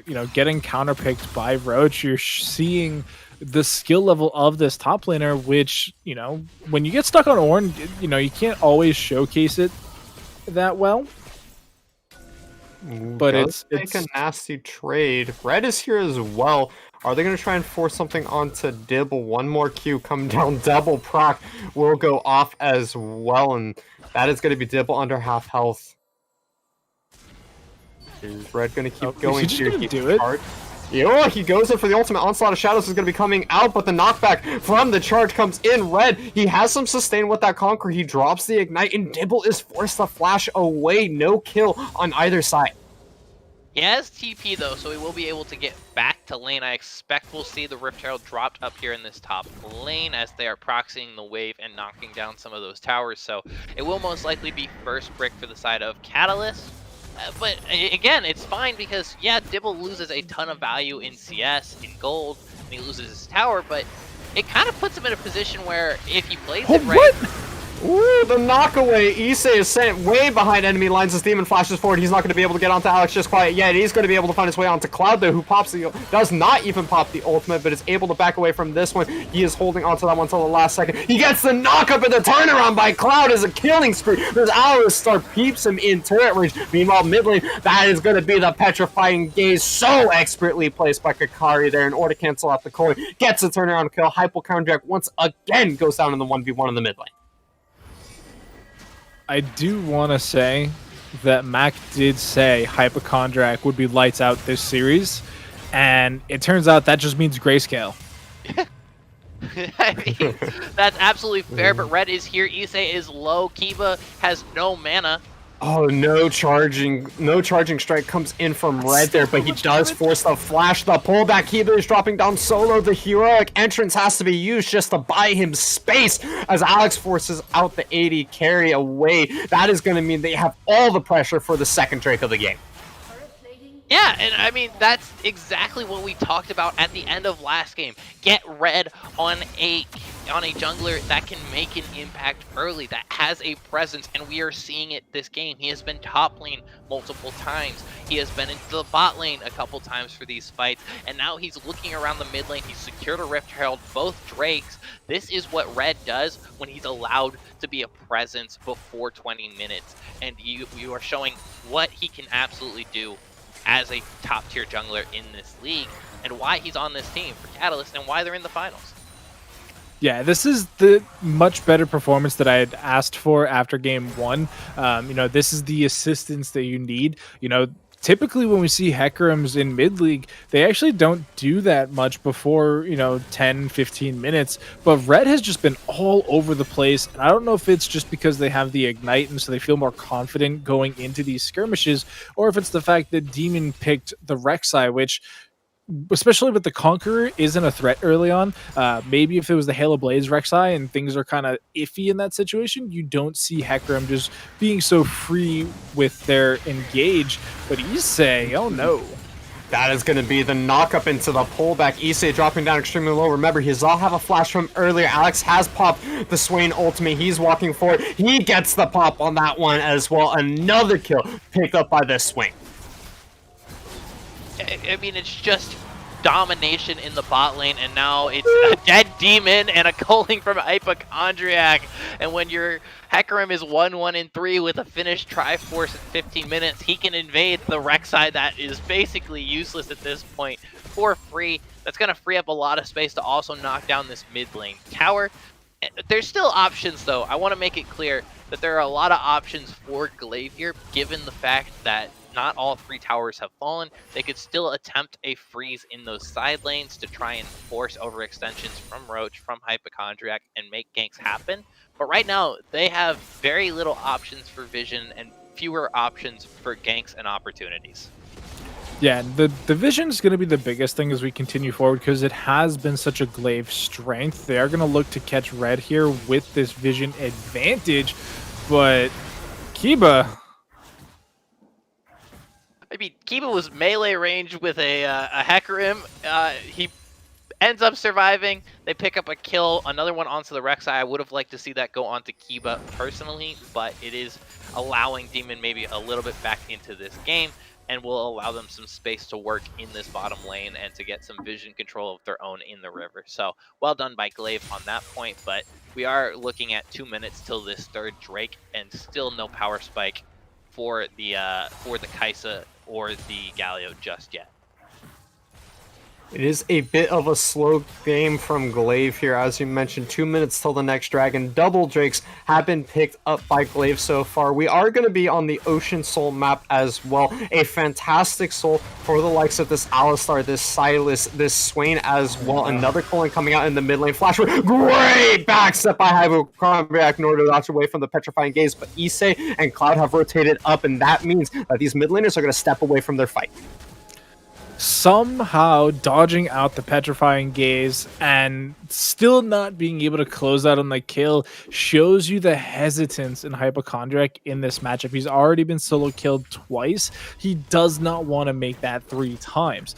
The Cassiopeia, though, is continuing to scale, and that was still pretty close. Hypochondriac not having access to the Ignite, which definitely would have secured the kill. And I am very curious to see what that entails going into the next fight. Now, we'll definitely have to wait and see, but again, we are a minute out. Both top laners have a teleport to come down to this Ocean Drake, and you're seeing right now Cloud making his way into the Glaive jungle to set up some vision, create a line of pressure. Red has picked up the second Rift Herald of the game and is sitting around here, maybe looking to find someone out. Demon, I don't know if Cloud kills you, but I don't think you want to stick around. You don't want to find out. Man, can you imagine if Cloud actually just straight up killed Demon? That'd be hilarious, but also feels so bad.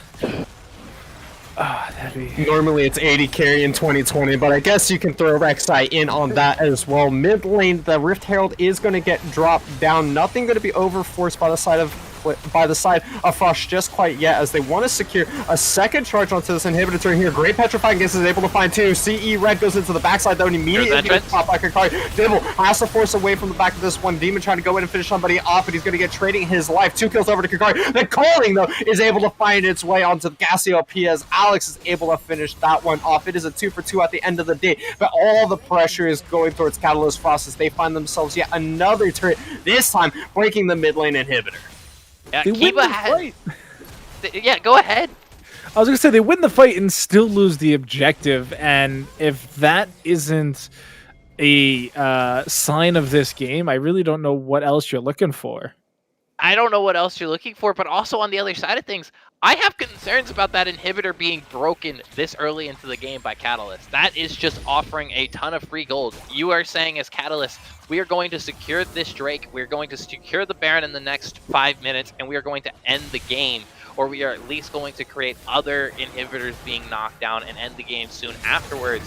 Otherwise, you are in a rough spot, but here's another fight. Ooh, Cloud goes in. He is buying so much time for his team. The Galio ult stolen away by Roach is able to find its way into the backline. Roach is wreaking havoc, but finally he goes down to the hands of 3 members of Glaive Black. The blast cone over. Dibble, you're out of position. You don't have Transcendence just quite yet, and Hypochondriac is going to be able to find that one. Alex walks forward. He pops his on. Kiva goes down, and it is Hypochondriac that makes it over to the backline. Kakari still alive. Cloud is bleeding out, but Red is trying to come in with that charge. He is trying to find this kill, but he is going to get just kited away. Swain finally finds the pole. The Onslaught of Shadows comes in, and now it is Issei left alone with a taunt and a dream, but he is swiftly put down.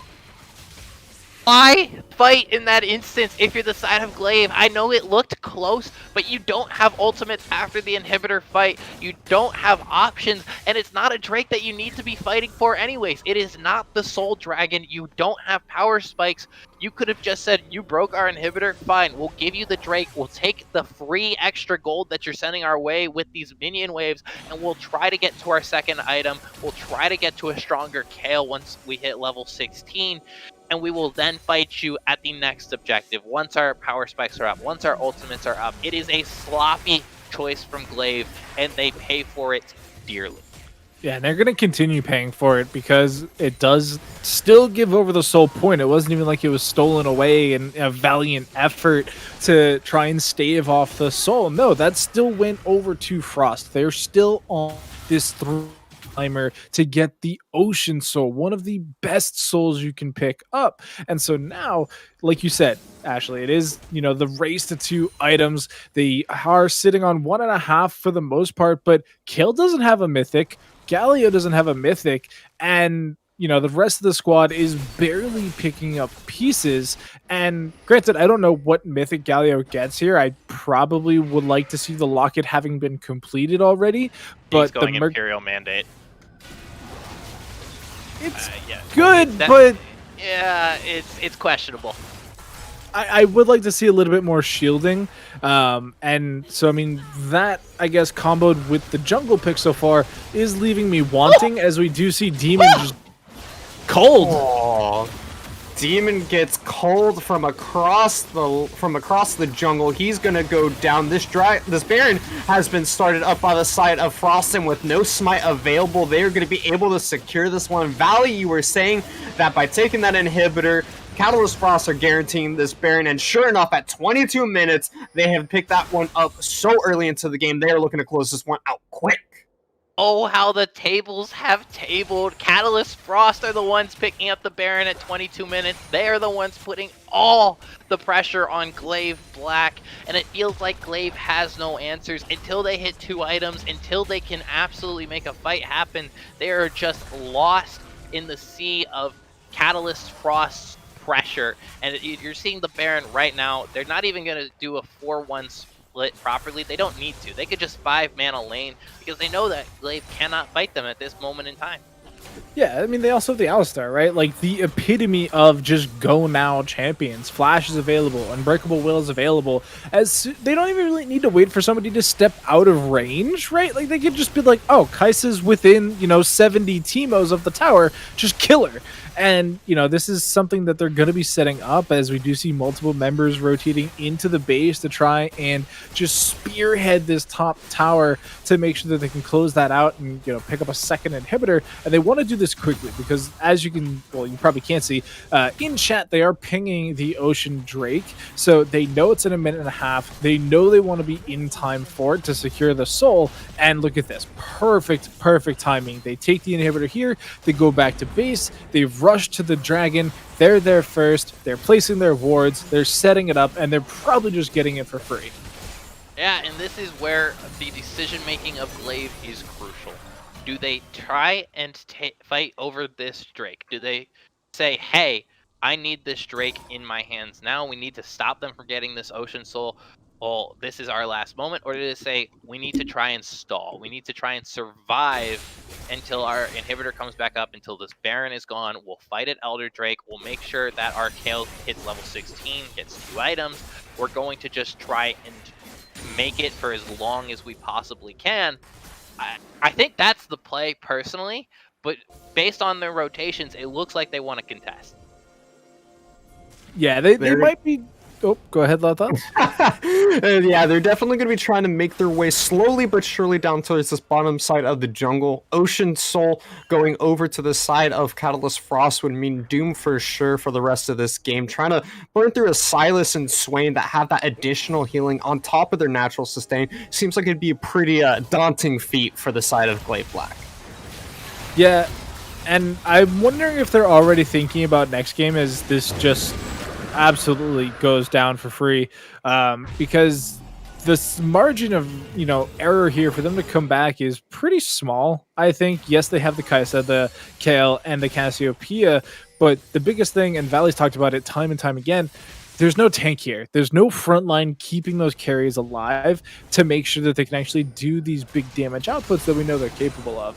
And so Red just doesn't even care about towers, is just tanking bullets. The Demolish proc coming through. The middle inhibitor's alive, but there's still supers in the top. Yeah, Dibble's only level 14, has picked up the mythic item, the Rift Maker, so a 2-item power spike that will make this Kale at least a little bit scarier to deal with in these team fights. But it is an open inhibitor in the mid lane, and it is a Baron spawning in 2.5 minutes, so if they're able to knock this inhibitor down, there's a lot of pressure on Glaive right now. I think this is where they have to take their fight if they're going to take it. If they're going to take a fight, this is their opportunity. Red inhibitor going down in the middle lane once again. The rotation towards the bottom side already being shown by the side of Catalyst Frost. Gallia ult has been taken away by Roche, so the heroic entrance will be sat on for the Silas for the next minute or so. Are they going to try and force something here? If they need to go, it's going to have to be now. They're seemingly just stalling away. Flash in. Flash in by Demon. That's the heroic entrance coming up by both of these teams. He's trying to make his way on the Hypochondriac, but it's not enough. Hypochondriac absolutely decimates Demon. Now, Red is trying to go into the back line. He's trying to provide space for his time, but he's going to be taken down by the Kaiser. Dibble with the Transcendence shuts down the Swain. Hypochondriac trying to do as much damage as he can, but he's going to be going down at the end of the day to Alex. And now it is Cloud left up Creek without a paddle. He's trying his best to stall time for his team, but it is the turnaround fight from Glaive Black. They may have bled so far this game, but they have the makings of a comeback in the start. I have seen this movie before. It was Drift Esports then, but it looks like it might be Glaive Black now. They clear the minions around their base. They get multiple shutdowns onto their Kale, and Dibble is going to definitely come online after that. This game is not over. Glaive says, we are not done. You do not get to go next. We are here to fight, and we are here to play for every inch that you are going to earn.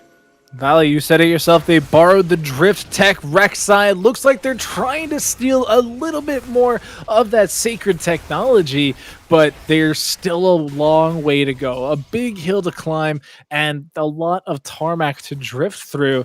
And they still need a second item, Kaisa. They still need a fourth item, Cassiopeia. They need to complete something out of this tier. Unfortunately, the Merman is nerfed. I am kind of sad about that in a way. I do miss that, machine gun mage.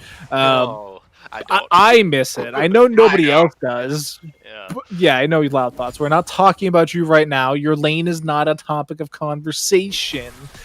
But yeah, there's still a couple key item breakpoints that Glaive need right now. And oh no. Oh no, Dibble's gonna get chunked out, but Kakari buying some space using the miasma. That is a great petrifying gaze that finds 30 by time. Zarya comes out in order to buy even more transcendence. Kakari still alive, still kiting, still buying so much space for her team and to go down from the side of Frost. And yet, Kaiba still alive here as well. Roach is trying to do his best in order to get onto Issa. He uses his Zarya for himself. That is Dibble like goes on the top side of that fight. Now, Hypochondriac, who's been alive this entire time, he finally makes his way onto the Kaisa 80k. Two inhibitors are down, or One is open, one is down. There is a minion wave in the mid lane, and ladies and gentlemen, before your very eyes, in the grand finals here for mid lane, we see that gods in fact can bleed, as Catalyst Frost are going to be coming out with a win here in Game 2 of the finals. It had to happen eventually, I guess. I just didn't expect it today. Glaive Black taking their first ever loss here in the Excellency Leagues, and pretty dominantly at that as well. Does Frost come out ahead? Just takes it in, like you said, dominant fashion. They were in control of this game from minute 5, and except for one possible slip up in that fight right before the end, they took their foot off the gas, but they just let Glaive up off the mat just to knock them back down and said, hey, we're here. We deserve to be in this finals. No more undefeated gods of the mid-league. We get to write our own story. We get to determine who leaves here as the legend, who leaves here as the champion. And I'm really impressed with what Catalyst brought to the table. They are setting themselves up for an exhilarating final series here at the Mid-League Finals, but with more information on how this game transpired and what we're expecting as we hop into Game 3, we have the coach, Travis, and our boy on the desk, Mac Dewey, coming at you guys once again. They're the ones who are charged and ready to go, so let's throw it back over to our analyst desk. Thanks so much, Loud Thoughts. Travis, can you pitch me here? Am I dreaming? Did Glaive Black just lose a game of Excellency Mid-League League of Legends? Frost, they did it! Oh my gosh! Yeah, it took 3 months, but they finally lost. And convincingly at that too. It was a 8k gold lead at 20 minutes. You know, that is a stomp. If it wasn't for that little throw they had bot lane, I think the game would have ended around 27 minutes.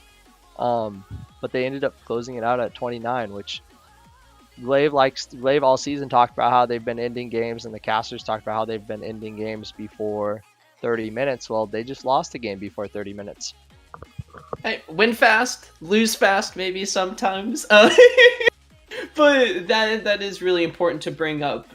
We've seen now that both of these teams, they can certainly go toe-to-toe with each other, and more than that, they can look to dominate each other, which makes draft so much more important, I think, and so much more impactful. How these teams try to set up their players, what champions can they put them on to give them the biggest shot at success. And then this one, Travis, I gotta give credit where credit is due. You called it out from the beginning. You saw the rec sign. You were like, wait a minute.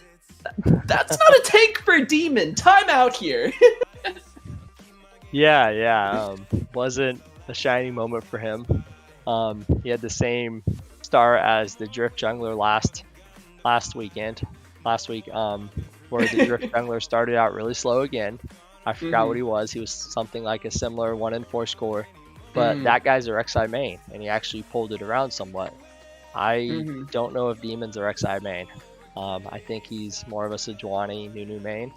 And, I mean, they're undefeated on his bread and butter champs, and pulling something out like this. Running a team comp with no true engage, no true tank is tough to execute.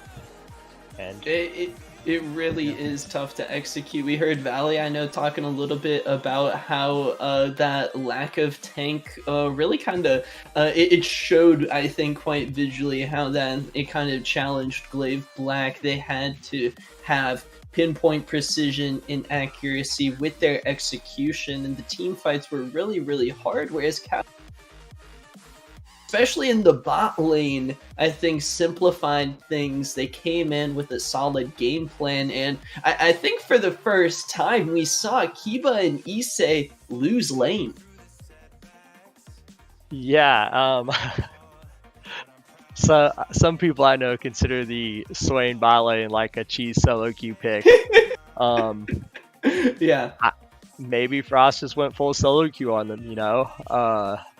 The solo queue Silas top, and you got the Swain bottom, and yeah, they definitely switched it up a lot, but I don't think they were prepared for that. I think the Galio just not an easy day if he's in range to get his, if he's in range to get his stacks on the minions for his support item, then he's in range of the Alistar combo.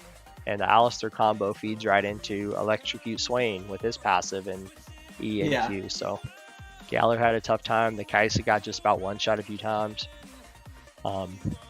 Yeah, I mean, none of the lanes were easy to gank for the Rek'Sai. And all the lanes were easy for Hecarim to gank. Like, that's a draft nirvana for the Catalyst Frost coach.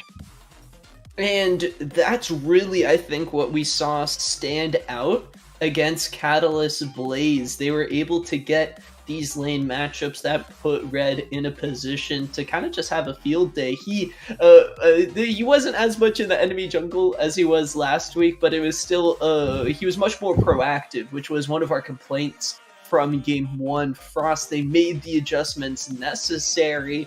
Now Glaive, for the first time, they're the ones that need to make the adjustments. Do you think they simply try to go back to their bread and butter? They're back on the blue side, back in their comfort zone. They get the first pick. What are you kind of expecting here, Travis, for game number 3? Yeah, I see the Pantheon was banned out last game, but I would expect the Nunu or Sejuani. They were both banned out last game. If they're both banned out, I honestly don't know what his third pick is, because Kale is, not Kale. The Kane is not an S+ pick, S+ tier right now. So I'm not sure what Frost will ban out, but maybe, I don't know if you even want to pick the Galio, man. But both teams, they're playing a good chess match. Like, the Galio has been exposed. The Rek'Sai, obviously, the some of the stuff mid on both teams has been exposed. The Lucian, Kiba just got his revenge. Last time these two teams played, Hypochondriac got Kakari. Hypochondriac got 2 solo kills, and now Kakari just solo killed the Lucian twice. Like an early game bully as Cassiopeia, and he got 2 solo kills. That's just pure misplay by Hypochondriac, and great outplay by Kakari. Yeah. So we really saw kind of how kind of nuanced I think that matchup can be. It was really interesting because with the Cassiopeia, we saw how when Lucian's using that culling ultimate ability, there's only one direction he's going to be facing. That's staring right into the eyes of the snake there. He got stunned up and destroyed, and the other time Kakari was able to kind of dance around Hypo, it was because of the additional move speed made it so difficult for Hypo to try to move into range to just land auto attacks. So it was really interesting to play out. But I think what kind of stood out for me in terms of the early solo lanes was Roach on this Sylas being much more kind of in his comfort zone. yeah, absolutely. I questioned the Rift Maker. Sorry, not the Rift Maker. The Night Harvester. Night Harvester, thank you. I questioned the Night Harvester because it is a lot of damage, but it's no sustain. And I thought that the range of Kale, he would need some sustain and also be able to stay in the fights longer, get your Conqueror fully stacked. But man, the Night Harvester, he was harvesting Kale a lot, and Kale, because of that, was 30 CS down at like 9 minutes. Fell levels behind because he kept having to recall. You know, that's not an ideal situation, and the Rek'Sai being as weak and as far behind as he wasn't able to really assist either. So Kale was just kind of left on an island. That's why at one point they sent Cassio top to catch the wave so Kale could recall, and Kale went mid and caught the mid wave, then they swapped back. But they were just trying to essentially save the Kale and get Kale a decent recall where a whole 2 waves wasn't lost on the top tower. So getting into draft, we got a little bit of catch up to do, but no worries. Glaive Black on the blue side for game number 3, Catalyst Frost going back to the red side. We'll have to see. Travis, this is going to be kind of the deciding factor. Maybe if blue side is really better in this series for these teams based on how they draft. But Frost, they do pick up the Lucian. Once again, a flex option. Glaive Black with their first pick.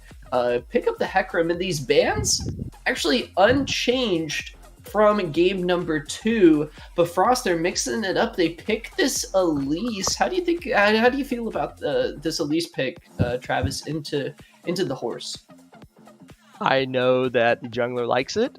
Yeah. Red likes it. However, I mean, I'm just not a fan of Elise in this meta. I don't think she's there at all. To me, that hints probably towards a team comp that might have a lot of physical damage. You know, 80 mid, then obviously ADC bot lane, especially since the Swain's gone now. Yeah. Then maybe you'll see one of the 80 tops. Pantheon's banned, but you still have Camille, you have Jax, Fiora. There's quite a bit of the 80 top laners. So you could very well end up seeing that with your primary engage being a support like Alistair again. Set, there you go. That's more flexibility. More flexibility, yeah. Travis. That's true. It is support or top. Hard to say what's what. Banning out the kill. Okay, that makes me think it's set top. I don't know where the Swain's going. If I was a betting man, I would bet this was a Swain support. Ooh. I mean, I do like that for Issei, I think. Yeah. It works good with Jhin. Mm-hmm. Right. You can queue them with Swain, which is pretty easy to land into a Jhin W, then a Swain passive. Yeah, and I like Frost. I like Frost kind of covering their bases here, taking champions that they don't want to see flexed in, because Swain can still go top, mid, or support. Unlikely bot. I think Jhin is pretty rest assured for Kiba.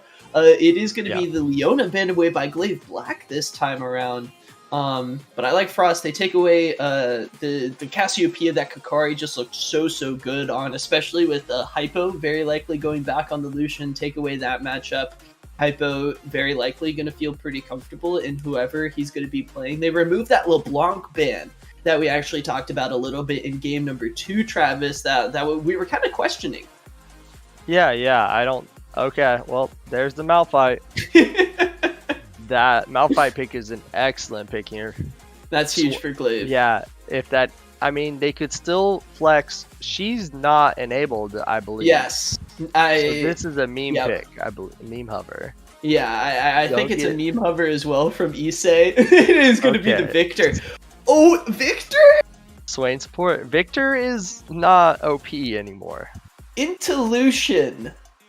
That's a Victor favored matchup. Is it now?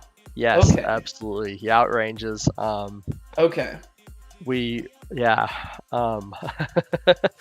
been learning about that in Catalyst recently. That's a very smart pick of theirs. Outranges and outscales, and at the end of the day, Lucian's still an ADC. That is a set support with the Nasus top. How much armor will Malphite have this game? Oh gosh. Elise is not going to be supplying the magic damage for Malphite to worry about. But it was against a Malphite in the top lane versus Blaze, right? True. That the Nasus was picked up. 400 stacks at 8 minutes or something. I think he got... It was 200 at 10 minutes. Oh, and then it was like 300 at 12 minutes. It just exponentially got worse, or got better at least from Roach's perspective. What do you think about this Nasus pick here? Because obviously we know it can do pretty well into the Malphite. How do you think it's going to come together against the rest of this Glaive Black composition? So I can just see the Malphite, as the game goes on, pretty much just sitting in front of the Nasus wave clearing. Okay. So Nasus can't really hit the towers, even though he can't really kill the Malphite, especially in the tower. But the Malphite just killing the waves, and then it being a 4v4 a lot of the game. And I do think I definitely favor Glaive Black here. You have like Elise and Set as your primary engage, which is not great. They kind of run into the same problem as Glaive last game. And on the other side, you'll have a Hecarim Swain combo and a Jin W and lots of follow-up CC off of the Hecarim R. So, and I don't know. And looking from last game, as you just mentioned, Frost looking now in game number 3 to be suffering the same way Glaive Black just suffered in their first loss of the season in the previous match. Glaive Black now kind of returning to their roots. Dibble on the Malphite, I think. Do you expect? Okay, I want to go into this a little bit because I'm curious about what you think, Travis, for this. Do you think the Malphite goes for Arcane Comet or Grasp into the Nasus? Interesting. I myself would definitely go Grasp because I realize that the game is longer than level 3. Nasus can take double magic resist probably this game. And also he has sustain in his kit of 10% lifesteal essentially and sight exactly. Deal. So he has plenty of sustain. He can also put a couple of points in E and poke back on the Malphite, which may not be the best because Malphite's shield blocks a lot of that. But yeah, I could definitely see this becoming kind of a 1-4 game. I don't think Frost can 1-3-1 because I don't think Lucian can survive against the Victor. Sure. Yeah. But I do think that Nasus can definitely be a beast on the side lane. However, I could see them really, really struggling when it comes to 5v5s. Tristana is supposed to be a counter pick to Jhin though. So Glaive Black kind of picked the Jhin first, but they did. Yeah, that Tristana could very well get a couple of kills on the Jhin. Yeah, in the early lane, I always think of the Tristana, it's going to be shoving the waves in constantly. I wonder how Cloud on this set pick is going to fit into it. I'm really curious about, obviously, you're going to be looking for the showstopper flanks. What else is, I mean, I feel like the set's just going to kind of, he's the muscle. He's going to try to hold everyone together, I feel like. Yeah, he's got a lot of responsibilities. Early lane, both lanes are actually kill lanes because the Jhin Swain have so much for you to dodge. And if Swain's electrocute, which I assume he will be, you can get sucked in there and then, get yanked in there with his passive and be in a lot of trouble. At least Tristana has her W to jump out. On the other hand, Set is probably going to go Phase Rush and Hex Splash and with Nimbus Cloak and just be going at them constantly. And if he can land a E stun on the Jhin combined with his Q auto reset, I could see Tristana jumping in there and just killing this Jhin. So both sides, have a lot of 2v2 kill threat. Top lane, I think you need to definitely protect the Nasus because Hecarim is a lot better ganker. But if you can protect the Nasus early, which Nasus Elise, Nasus Elise should be decent against the Malphite Hecarim. Is kind of a skill matchup, I guess. And that's probably where most of the ganks are going to be is mid lane.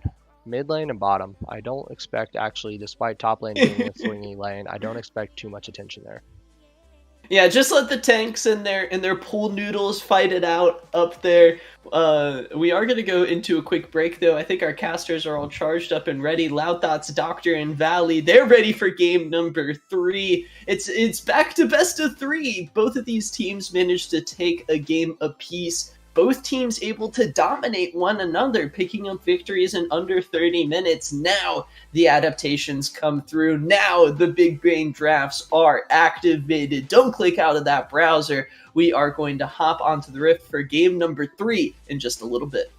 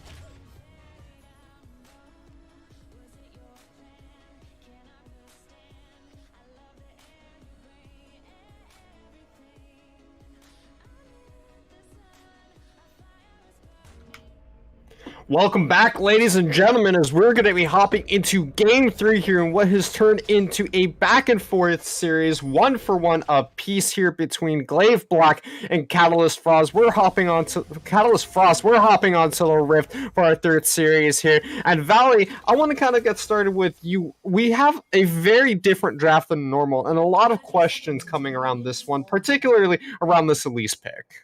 Yeah, I think it's fair to be questionable of the Elise. This is a pick that has been very much meta at certain points in the game, and then has fallen off once people realize that if you just survive her early game, she's basically useless. It's a pick that Red has been playing a lot recently, and I think some people in the preseason thought was very strong. But with the recent patch and etc., it has kind of fallen to the wayside, and I have my concerns about this. Right, if they can get good ganks into the mid lane for the Lucian, it's fine. But the pressure is all on Red to make those ganks happen. Does not have great invade potential onto Demon, and is really just not in the great position to set up their lanes effectively. It is not what I would have liked to see them draft for Red, personally. Yeah, I think if you're gonna pick like a CC bot champion, because let's be honest, that's what Elise is. She brings basically nothing else to the table. You probably want a CC bot that has more than one skill shot ability to bet your entire game on, as we do see. Yeah, some very early trades going on down on the bottom side. Swain gets the pullback, but Cloud gets his as well, and it is 80 carry health bar for the supports. And something to keep in mind as well with this Elise pick is if Elise doesn't get ahead, that is all the AP damage that Catalyst's composition has. So you're looking at a composition where if Malphite builds armor, if Jhin, Swain, Hecarim build some form of armor, a lot of the damage is going to be mitigated from this Catalyst team, and it's going to be incredibly difficult for them to find value in team fights later on. Yeah, I could definitely see those plated steel caps coming out for the Jhin. Really just invalidate a lot of what is coming their way. The Tristana, though, I think is super critical, and it was something that I really commended Frost for on Friday in being ahead of the meta, in my opinion. This champion does so much and brings so much to the table in the current meta that without seeing any other teams actually play the pick, I was really kind of surprised because it is so effective, and we saw them play it very well. And we heard the desk talking about it just a couple minutes ago. It has the rocket jump, it has the buster shot, it can be its own self peel, and is also still pretty high damage in this hyper scaling type situation. Ooh, great dodge away by Cloud there as he's going to get the Haymaker out. A little bit of a trade onto Kiba, but not a whole lot going on across the board. We've just seen some very aggressive laning phases coming out from just about everyone here. Roach also trying to get the shove in on that turret. Feels the jungler coming towards him, but it's going to be a collapse by Hypochondriac into the jungle. The Scuttle Crab will be secured by Demon, and just like that, Hecarim is able to just walk away from the mid lane collapse.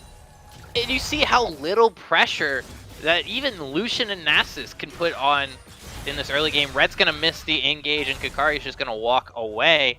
But imagine if that hit. If that hit, that's a dead Kikari in the middle lane, but it doesn't hit, and that's all that Elise can offer. That has to hit there. If it doesn't, there's nothing left to go for. She just goes back to farming in the jungle and being useless.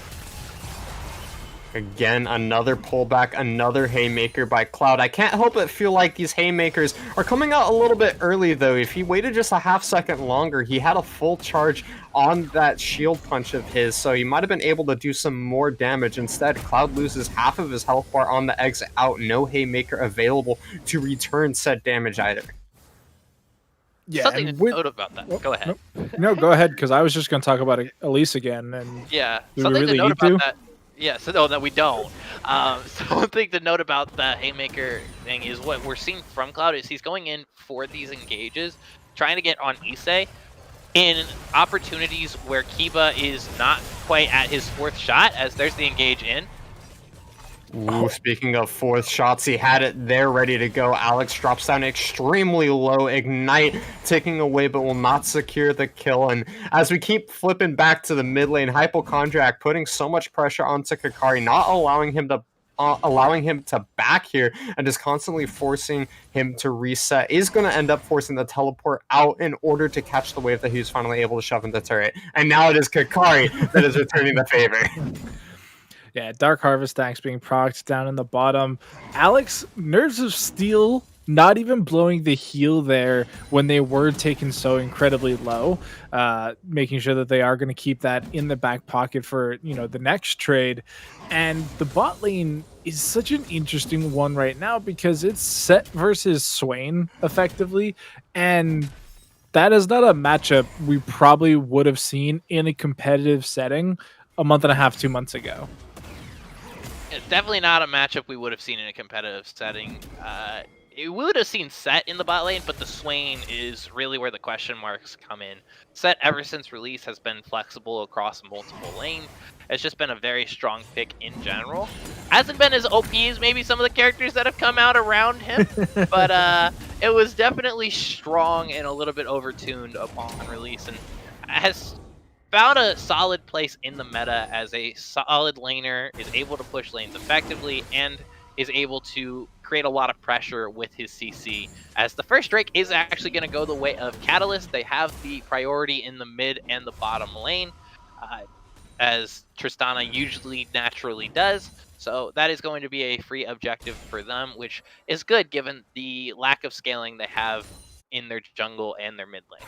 So you say priority, I say jungle deny, right? Like, yes, the priority by pushing, forward in these lanes lets you get, potentially to these objectives. Whoa! That is a solo kill in the mid lane. Hypochondriac coming up huge. First blood to the Lucian. He is able to find himself an early lead, and now he gets to shove onto this wave as well. Catalyst Frost is like, you guys are going to keep talking about a jungler? We're just going to do everything without him. We don't need a jungler here. We're going to push lanes, get kills, get plates, get summoners. Ooh, it is bottom lane that is going aggressive for the side of Glaive, though the jump force out of Alex. Once again, Nerves of Steel is not going to be using that heal or flash. Meanwhile, topside Roach going in for a full-on trade, and Dibble coming out worse for wear as he has dropped down to about a third of health. Dibble has not taken a reset yet, so that is always going to be a favorable trade for Roach as he has the Sheen and the Kindle Gem. It's just going to walk up and deny the back as well, so creating a lot of pressure in that top lane. But again, you get an objective, you get the solo kill, that's great, but what are you getting out of it further on? Are you turning it into more pressure? And right now I'm very much concerned that Red won't be able to turn it into better ganks and more pressure across the lanes, as Cloud should die. Ooh, that gets blown up. That the pullback after the Swain route, so huge for the bottom lane of Glaive Black here. Red going for a bit of an invade onto Demi. He's going to be able to find the cocoon. He's getting so much damage. Onslaught Shadow comes in, and there's the repel. Hypochondriac coming in with a backup. Roach on the top side of the map is out of mana. Now Issei has managed to rotate his way over. Kakari is there as well. The gravitational field comes out. No flash is available. It was used by the hands of Hypochondriac, but he goes down regardless. Kiba able to pick that one up. That's a lot of stuff happening for Glaive Black really nicely. It started off with that just picture perfect combination and layering of crowd control onto Cloud, not giving him any opportunities to flash or haymaker. And it's just such good play from Issei, showing a mastery of this champion, not instantly pulling them back after they land the grab, waiting for the deadly flourish to come through and really lock them down to pull them back in, and then just BAM! Everything comes through and blows Cloud up, and then the jungle fight happened. The jungle fight definitely happened, and you see how close it is as Cloud gets rooted up again. Isn't going to die this time, maybe. Ooh, he has to flash away. He makes it out this time around, but the current comes out. It finds one. It finds a second. The third is flash, but will the fourth be true? And it is. Red is coming in behind here. Demon already in the bush. Turns that one around immediately. The cocoon comes out, but so does the Jin snare. Hypochondriac is rotated down towards the bottom side of the map. Colin comes out. It is a 1-for-1 with this mid laner rotating down. Hypochondriac is left alone versus Kiba and Issa. Is he going to be able to make much happen? No, and it is a double kill for Kiba. 6-0 on this Jin.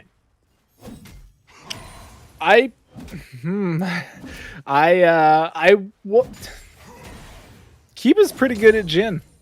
Kiba is definitely very talented at Jin, but also you just have to, it's very questionable some of the decisions we're seeing from Red, and even some of the roams from Hypochondriac has been punished twice, and now Demon 0-2-4, and like you mentioned, Loudthought 6-0-1 for Kiba on this Jin, and I think they started to get down a little bit of the routine that Cloud was going for these haymakers and then trying to get that shield up right before the fourth shot so it didn't find value. You see a lot more patience from Kiba and Issei, and they are getting massive kills out of it. They force summoners, they use the curtain call to finish them off, and it is just beautiful play from Glaive. And something that's flawed about the comp from Catalyst is it doesn't have the same early game pressure as the one they did previously does.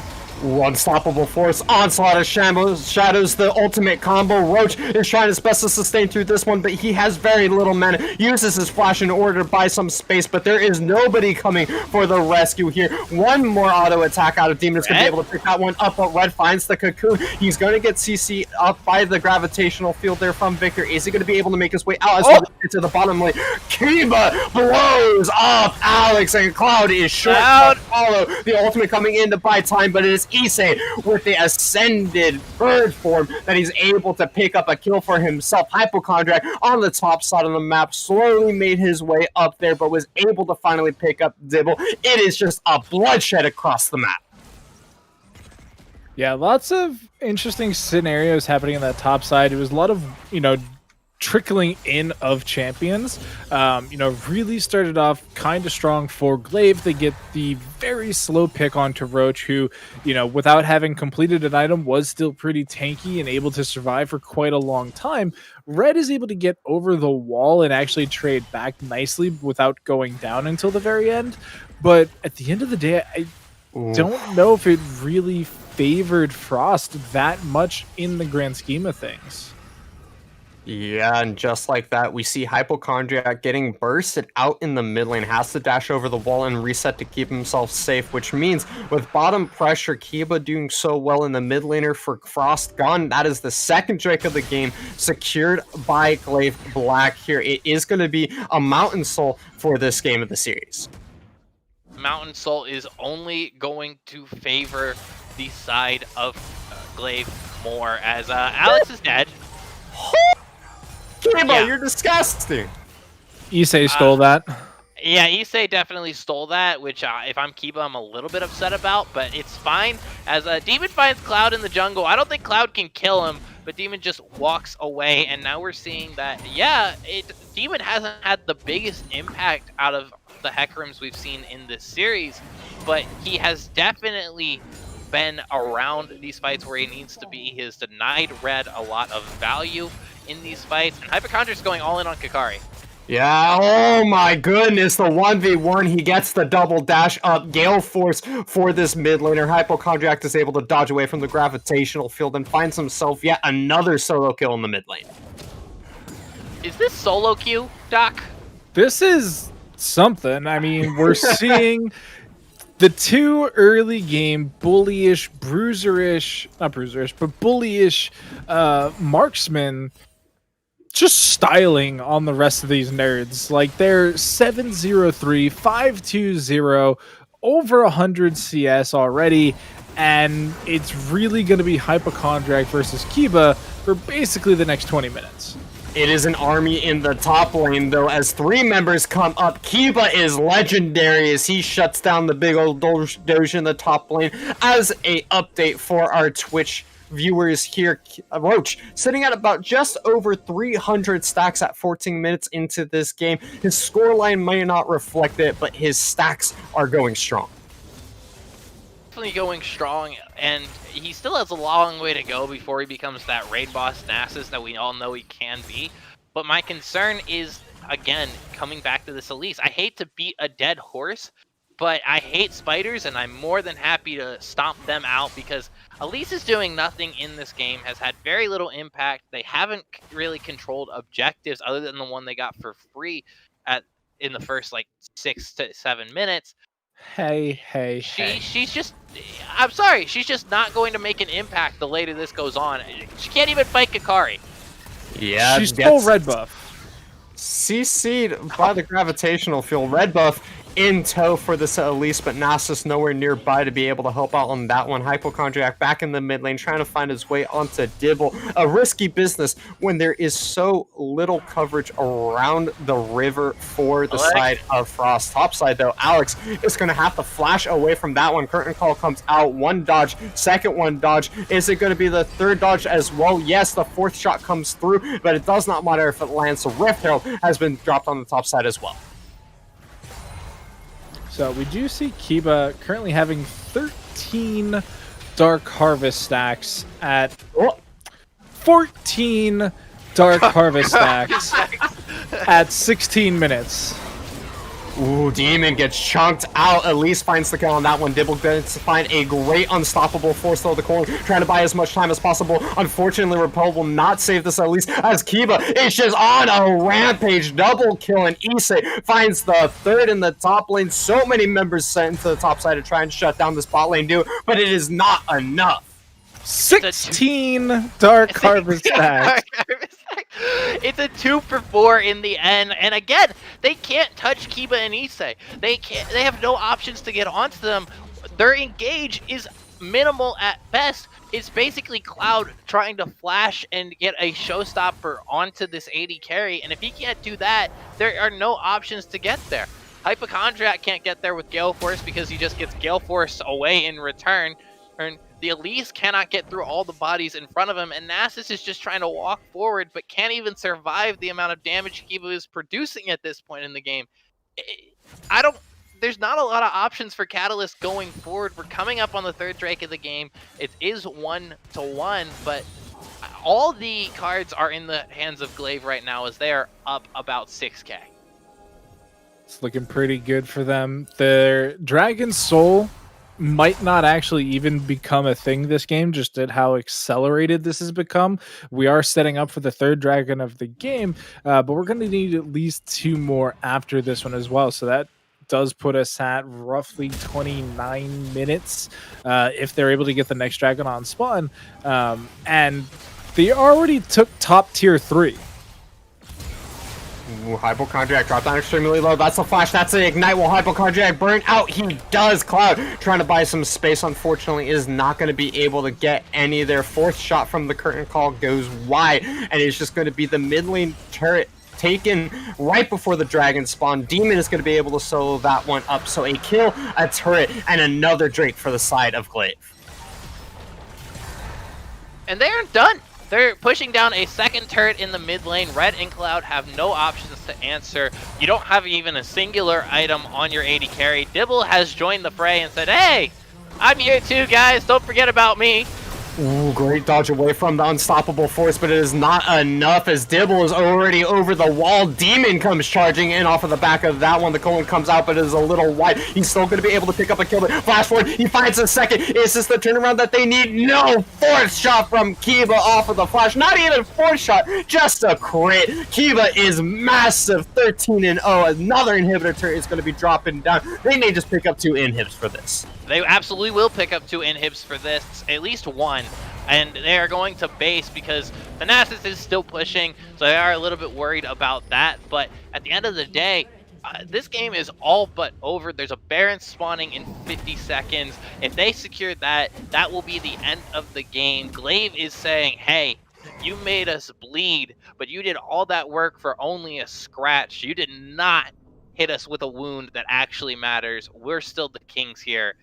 Back off. So we are talking about Kiba stacking 18 at 18 minutes. It's a pretty good pace. I'm gonna be honest with you. That's 1 a minute on Dark Harvest stacks. That's pretty good. I don't know. How I haven't heard from you in like a couple minutes from the last time you made a Dark Harvest stack. So we're back to Dark Harvest. We're back to Dark Harvest. Roach getting jumped on in the top lane. He's going to get picked 10 seconds before this Baron spawns already. Glaive is up towards this top side of the map. They have shut down the big old dog in the top lane who was split pushing for his life. But with the big purple worm on the map now, it is immediately started up by the side of Glaive, and there is nothing that Catalyst Frost can do. So 19 at 19 minutes. We're still on pace. But the whole reason I was trying to bring it up was because I wanted to compare it to how Roach is stacking. Because what we're seeing Roach do is what we saw on Friday in the Blaze matchup, where Nasus doesn't team fight, can't team fight, doesn't want to team fight, and just tries to split push into Oblivion. And to do that, you need a lot of stacks. You have the Divine Sender. You need to be able to take these towers incredibly quick. Now that he has come back alive, I can update you. He is at 498 stacks on his queue, which is a lot. That's basically 500 in 20 minutes. And so it's not something that Dibble's going to be able to contend with, as we do see Dibble kill Hypochondriac. Loud thoughts? Your thoughts? ADCs in 2020 get ran down by a tank who does more damage than you. Ayo! Unfortunately, with the Gale Force being picked up and no Kraken Slayer, it means he is not available to do any tank shredding for his team here. Top side of the map is going to be pressured, though. Cloud trying to find a way in. Has to use the Haymaker defensively, but it will not matter because the Victor Rolls is able to pick up that one. Alex trying to buy time for himself as well as a Swain. The support is zoning out the AD carry. Dibble running at Mach 10. He is the speediest boy on the map. Heckram be damned, as it is a Glaive victory at just 21 and a half minutes. We thought we had seen commanding leads. We thought we had seen commanding games for both of these teams, and Glaive said, no, we can do you one better. Less than 30 minutes, try less than 25 as they close this one out. All that for a drop of blood. To quote Thanos from Avengers Endgame, Catalyst gave them a fight in Game 2. They said, we're still here. And Glaive came back and said, no, you're not. Get back down where you belong. So, 21-minute game. How many Dark Harvest stacks? 21 Dark Harvest stacks. We did it.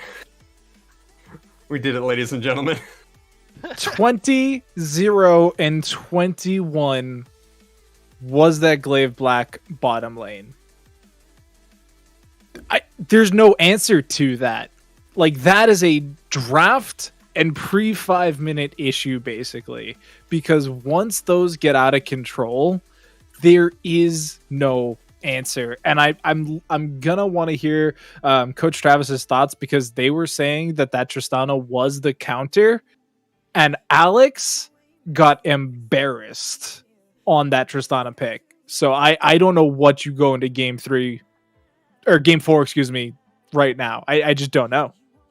Well, as you were saying, Travis, with the thoughts on the Tristana pick, he said it was the counter, but we have been proven otherwise here. Ladies and gentlemen, we're going to throw it over to the analyst desk as Mac Dewey and Travis take it off for us once again. They are going to tell us what they thought about this very swift third game of the series as we get set up for our fourth and potentially final game here. Is Frost going to bring us to game 5, the Silver Scrapes, or will Glaive Black be the team that only dropped one game across their entire mid-league run? We'll be with you in just a second. And Loud Thoughts doesn't exaggerate about that just 1 second, crap. We're right here back on the analyst desk, and both of these teams might be working together to try to speedrun these finals, Travis, and we gotta start in the bot lane. Kiva and Issei just popping off, and I kind of wonder if Catalyst overthought this one a little bit, because we saw in game 2 that they were actually able to handle this bot lane, but in game number 3 it was indeed a bit of a different story.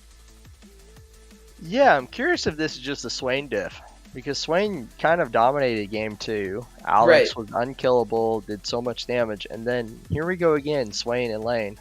Tristana definitely did not look like a counter pick. She looked like, yeah, she looked very exposed. She gets hit by anything and was just being one shot. Yeah. I think the counter pick mostly has to do with the fact that she has a gap closer on Jhin, where if Jhin gets hit by anything, she can just jump on the Jhin, and with Hail of Sure. Blades, she can get her full stack off. If Jhin flashes away or whatever, she can W again. But they weren't really able to pull it out. They weren't able to play that aggressive either. Cloud on the set, he looked decent early, like level 3, level 4, but then he started using his W too early. Every time he got hooked, he'd get it pulled in and W almost immediately instead of save it for more damage and a bigger shield later. Right. But yeah, the short range of the Tristana, I'm not nearly the ADC these guys are, but short range of Tristana, you notice it. It feels bad against the Jhin, but I know they've been, like, they played it against us, that his Tristana against us, I don't know if it died. Maybe he was something like 15-0 over 2 games against Blaze last week. Excuse me. Yeah, his Tristana's today, this game was just exposed, but I don't know. Frost will be blue side. Do they just first pick the Swain? Because that seems to be the champion that's decided the last 2 games to me. The Swain and Hecarim too. Both of them have been on the winning side. Yeah, and even you do look at this Jhin on Kiba, he did a solid job, but I like pointing out the Swain as well, looking at the supporting factors as well. And I also wonder, because a couple times, Travis, we saw, as soon as I think like Cloud landed ability, tried to go in for a face breaker, we saw Alex jump in, use that rocket jump immediately to try to close the gap, and then kind of get chunked out of lane and put in a really bad position, versus in game number 2 when they were able to succeed, it was on Swain Alistar, something that's much safer than this Tristana pick that they went for. Yeah.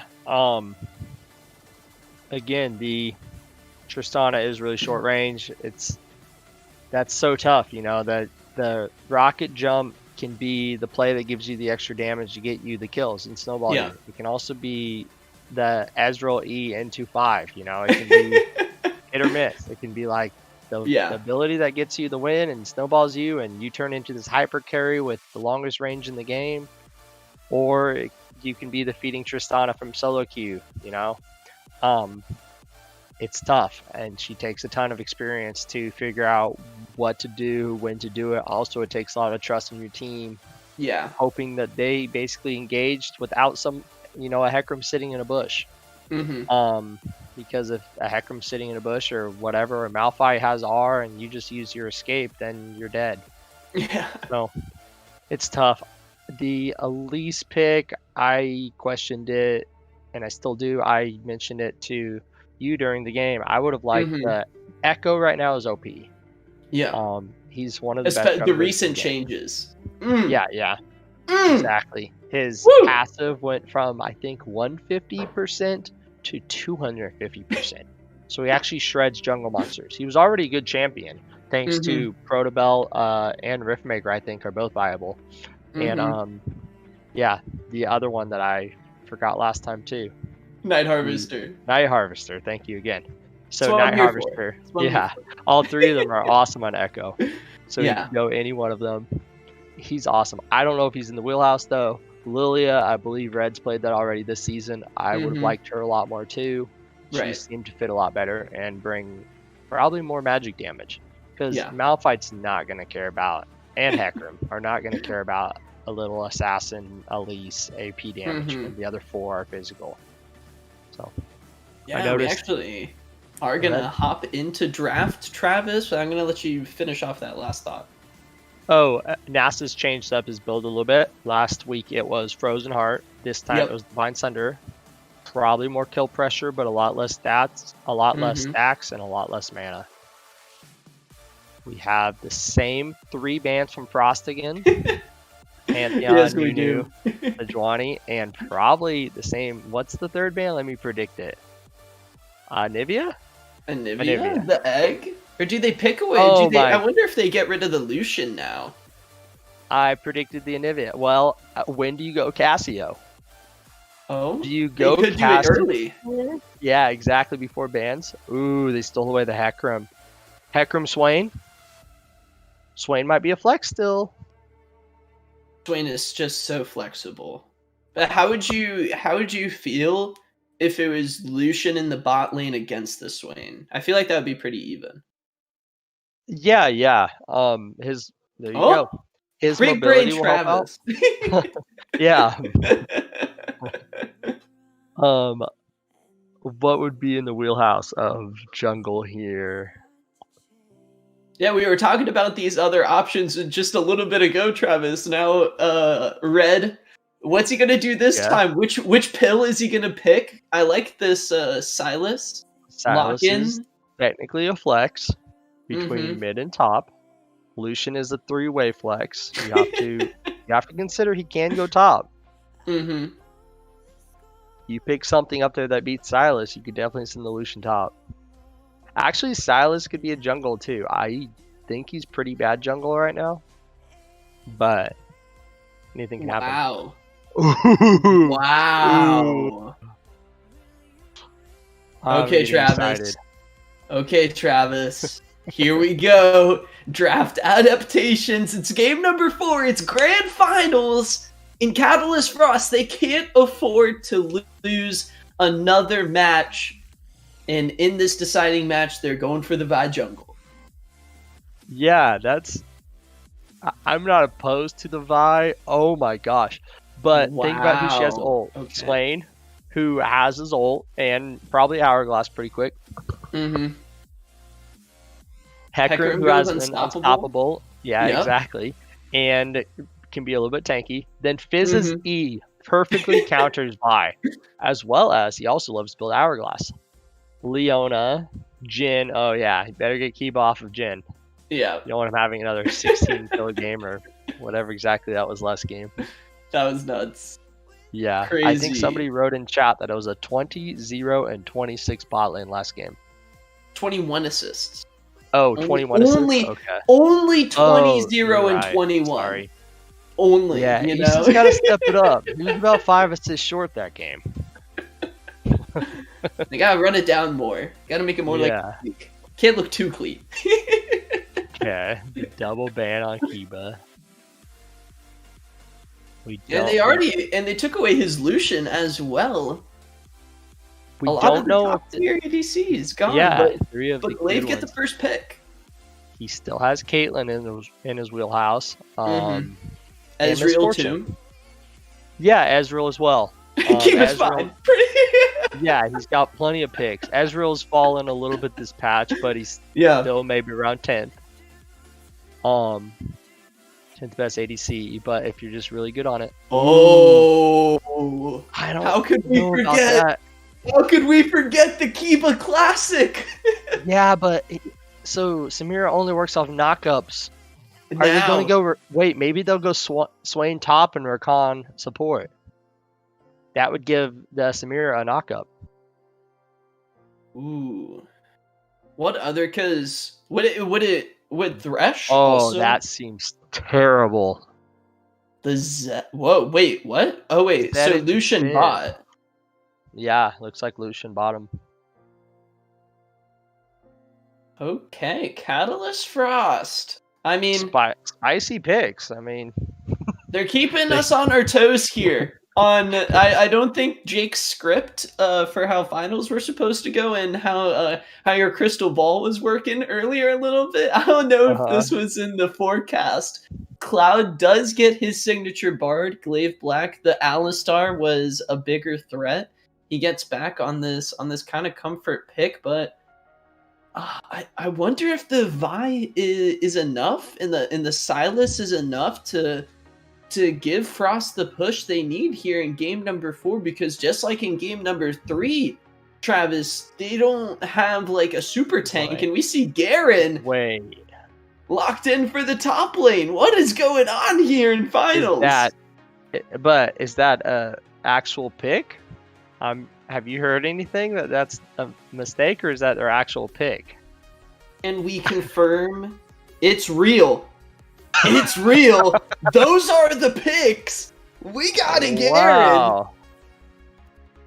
Wow. Cerulean, smiley face in the chat. He's proud of his work. The Garen lock-in as well. Oh my gosh. Cerulean, you drafted this for better or worse. This might be your final last words. After post game, it's gonna be when after either Nexus explodes, Cerulean's gonna be able to say the same thing again. I drafted this. Yeah. This was my doing. This game, I don't mind the Lucian flex. I really dislike Vi when they did because they'd already seen some people. The Fizz pick was awesome. Yeah. What it was against, and then being against a Zed, the Fizz looks even better. Funny enough. Funny enough, yeah. Very few knockups for Samira to utilize. Garen, I mean, I guess maybe if your goal is to just not feed the Silas, you could also have gone like, Ornn maybe, or I don't know. There's a lot of other picks. But I do think, because it should be the same as Yasuo ult, right? So it should work off of Hecarim E in Swain pull in Chum the Waters, right? That's true, yeah. Yeah, definitely the Hecarim E. Yeah, not too shabby, but the window is so small, and if Kiva's not in range, it's gonna be tough to follow up. Yeah, I saw Blitzcrank hook into a Samira passive the other day, and I'm sure. Oh gosh. Yeah. And Kiva's been so freaking scary on this Samira pick. Luckily, I think for Frost, it's not paired up with the Pantheon, and it can't be paired up anymore with the Pantheon. But we talked about it, Travis, after that demolition derby of a game 3 from Glaive Black, just how strong the Hecarim Swain was, and Frost gave it over. They wanted this Lucian, and I wonder if they're gonna regret it here in game number 4. Yeah, I don't think you needed to first pick the Lucian. I think I would have first picked the Hecarim here, perhaps the Swain. I think Cerulean must have been listening to the cast and heard me talking about the Hecarim Swain, because that is a dominating duo. And he's like, wait a minute, that's a good idea, Travis. I think that duo once again, as much as being from Catalyst, I hate to say it, but I think this is a Glaive win all the way. Hope I'm wrong for content, though. I'd love to see us go to a game 5. We want to see some scrapes, and I think most importantly, Glaive Black, they're still in their comfort zone. They've got a lot of engage options. Demon looked great on the Hecarim, especially in terms of peeling.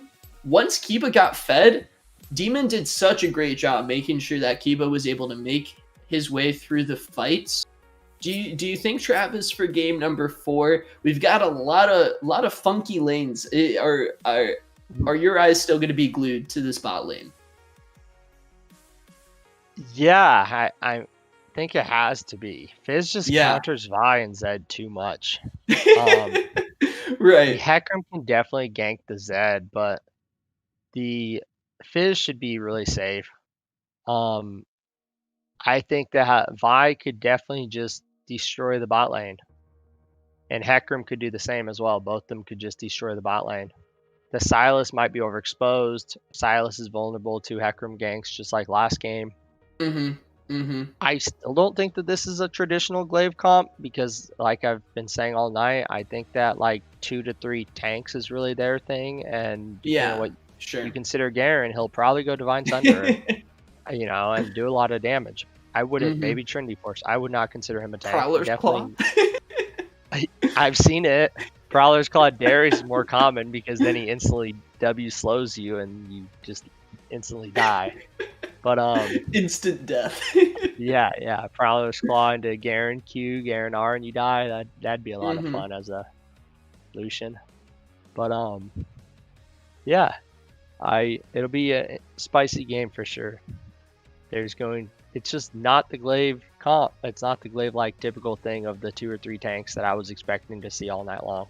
I think that the Nunu Sejuani bans, the adaptation, threw that into whack, and yet Cerulean has adapted really good with the other picks that his team plays. Yep. Yeah, That's if my why cam is okay, I don't know what was going on there on stream. I faded out a little bit, but I think the casters over on the Rift are all charged up and ready for our 4th game of this best of 5 series. Catalyst Frost with their backs now up against the wall. They got to find a way to come back here against the mid-league Titans Glaive Black. They smell blood in the waters. They're going to be going in for the kill. Don't click out of that browser. We're going to be on the Rift in just a few.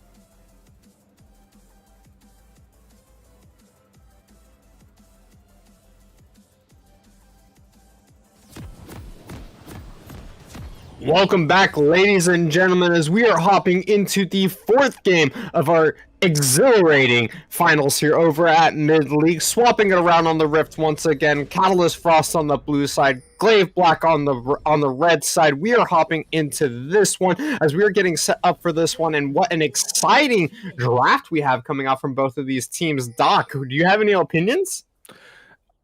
It's potential map point, right? Like Glaive Black only need one more game to take it home, and they have picked 3, if not 4, of the most annoying champions in the game.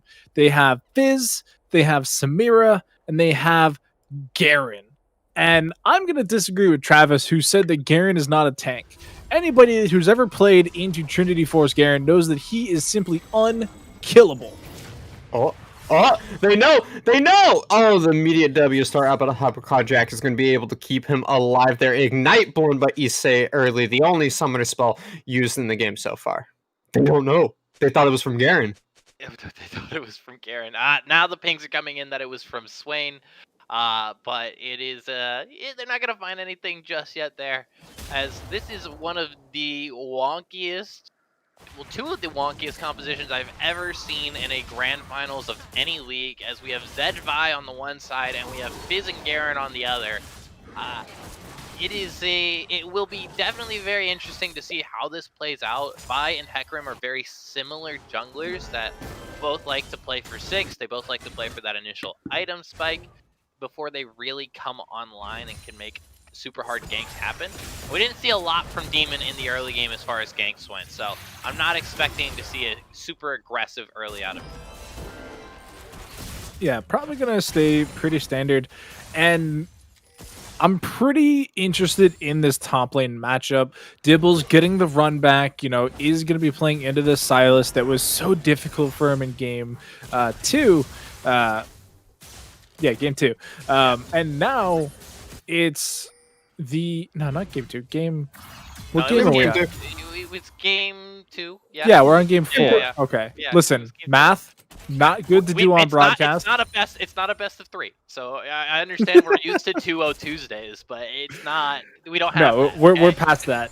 But so they're getting the run back. They had their choice now.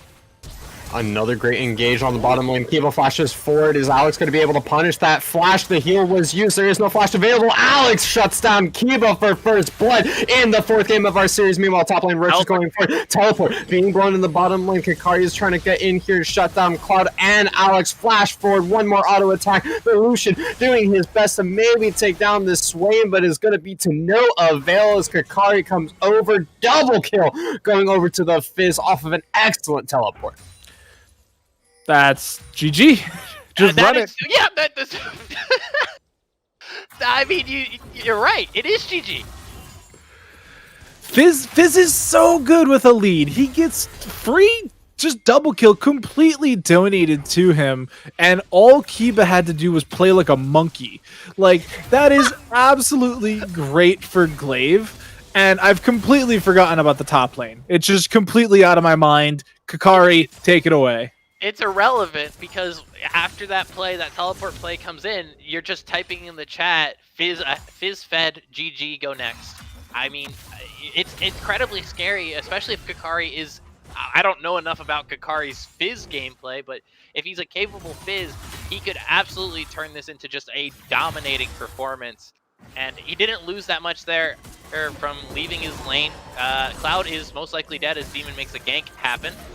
Yeah, the knockback with the charging strike from Glaive Demon is going to be able to shut him down. Kiba dropping down extremely off the back half of that one. Then we go to the mid. Then we go to the top. OG Roach going forward onto Dibble once more, but no mana to keep that one going as he just trades with a few more auto attacks trying to get the shove into this lane. He has Ignite. Yeah. Oh no, Roach flashing away. There is no flash for Dibble, but the minions will finish that one off. Dibble finds the kill. Another devastating charge coming in from Demon here as he finds a shutdown onto the Zed, and it is just a completely Glaive black map. Red board? No! Ah! He got it! I honestly thought he was dead. Dibble's dead. Dibble! What is happening? I go to mute my mic for 1 second so I can cough, and they just kill everyone for the side of Catalyst Frost. Return kills, teleport coming in. Red is also able to get the shutdown into Kakari. It's just a bloodbath once again, guys. I mean, you say it's a bloodbath, but it's just chaos. We went from game 1 where it was consistent, solid macro play where these teams were measured, where they were using wards to their advantage to catch people out. Solid ganks on both sides. In game 2, it was the same thing, and now it's just who can get the most kills quicker. Listen, I get it. It's finals time. Everybody's trying to wrap this up quick to practice and learn some things before they gotta institute it. I get it.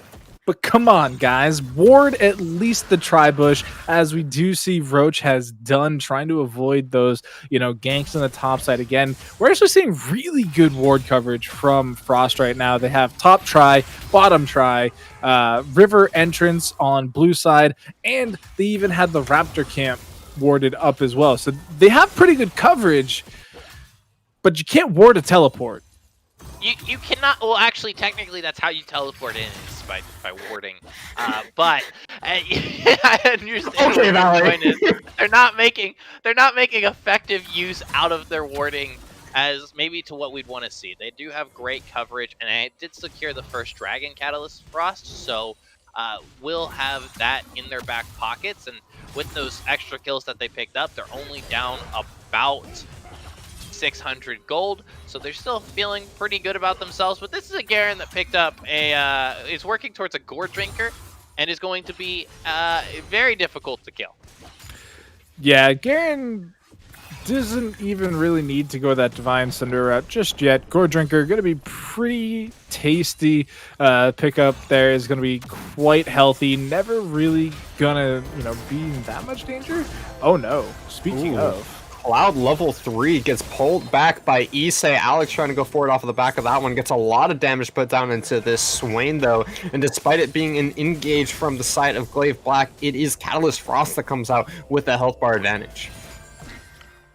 Yeah, and they have the hot cocoa as well.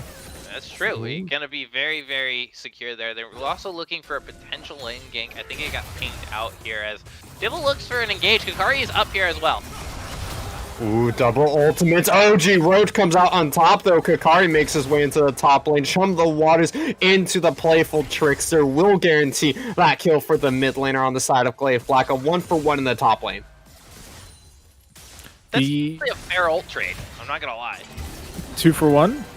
No, the 2-for-1's fine, but when Dibble uses his ultimate versus when Roach uses the Garen ultimate, I think Roach does a little bit more damage. Mm-hmm. Yeah, and it's because of the bonus scaling when Sylas steals it. So a lot of times when we talk about what's like really good ultimates to steal, they're not even always like the very dangerous ones. Like I'm trying to think of one particular that's like high crowd control that's not really generally dangerous, like a solar flare. Like you can take a bunch of damage through a solar flare if it's from Sylas. When you add in the actual damage ultimate, slicing maelstrom, unstoppable force, the Garen judgment, Demacia justice, excuse me, like they get that just oomph, just completely punched in there from the Sylas scaling. And so even in these quote unquote trades, Sylas is just better. And so it's not a clone, it's just like he's Kakashi and he's just better than you. Alright, well, the copy ninja in the top lane is sitting at 2-2-0 with a 10 CS lead at this particular moment, and red is around this Rift Herald. Could go for it if you wanted, but I don't think they have complete idea of where Demon is just yet. So we'll have to wait and see on that objective. But I think we're starting to come down to a little bit more of a lull state, and that's going to favor Catalyst Frost as this game continues. You say that because Kakari goes in, and just a simple dash into the auto attack reset is going to trade half the health of Hypochondriac, but CE Red is on the backside. That is the playful Trickster. The flash is in order to try and buy some time, and Red is not underneath. Demon shows up, and Kakari shuts him down, using all of his escape tools to pull that Vi straight under turret.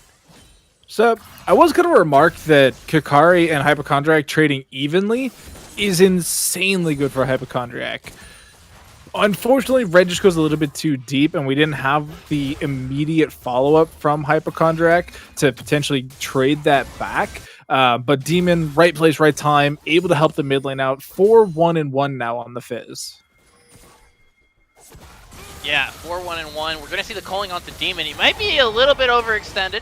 Ooh, Onslaught of Shadows to buy some time. Flash and heal used by Alex in order to separate himself away from the enemy bot laner, but it is not enough. The pullback is true, and Kiba is able to follow up on that one. Demon will secure that kill. Hypochondriac has rotated down to the bot lane in order to try and follow up on this one. Demon dropped down extremely low. The ultimate finally used onto Kiba. They're trying to kill the Samir before the Death Infernal comes out, and it is canceled as Hypochondriac's death mark finishes him off. Red really low, the only member left for the side of Frost as Bard is rotating down at the end of the day. I believe it is a 2-for-2 Kiba and Demon for Alex and Hypochondriac.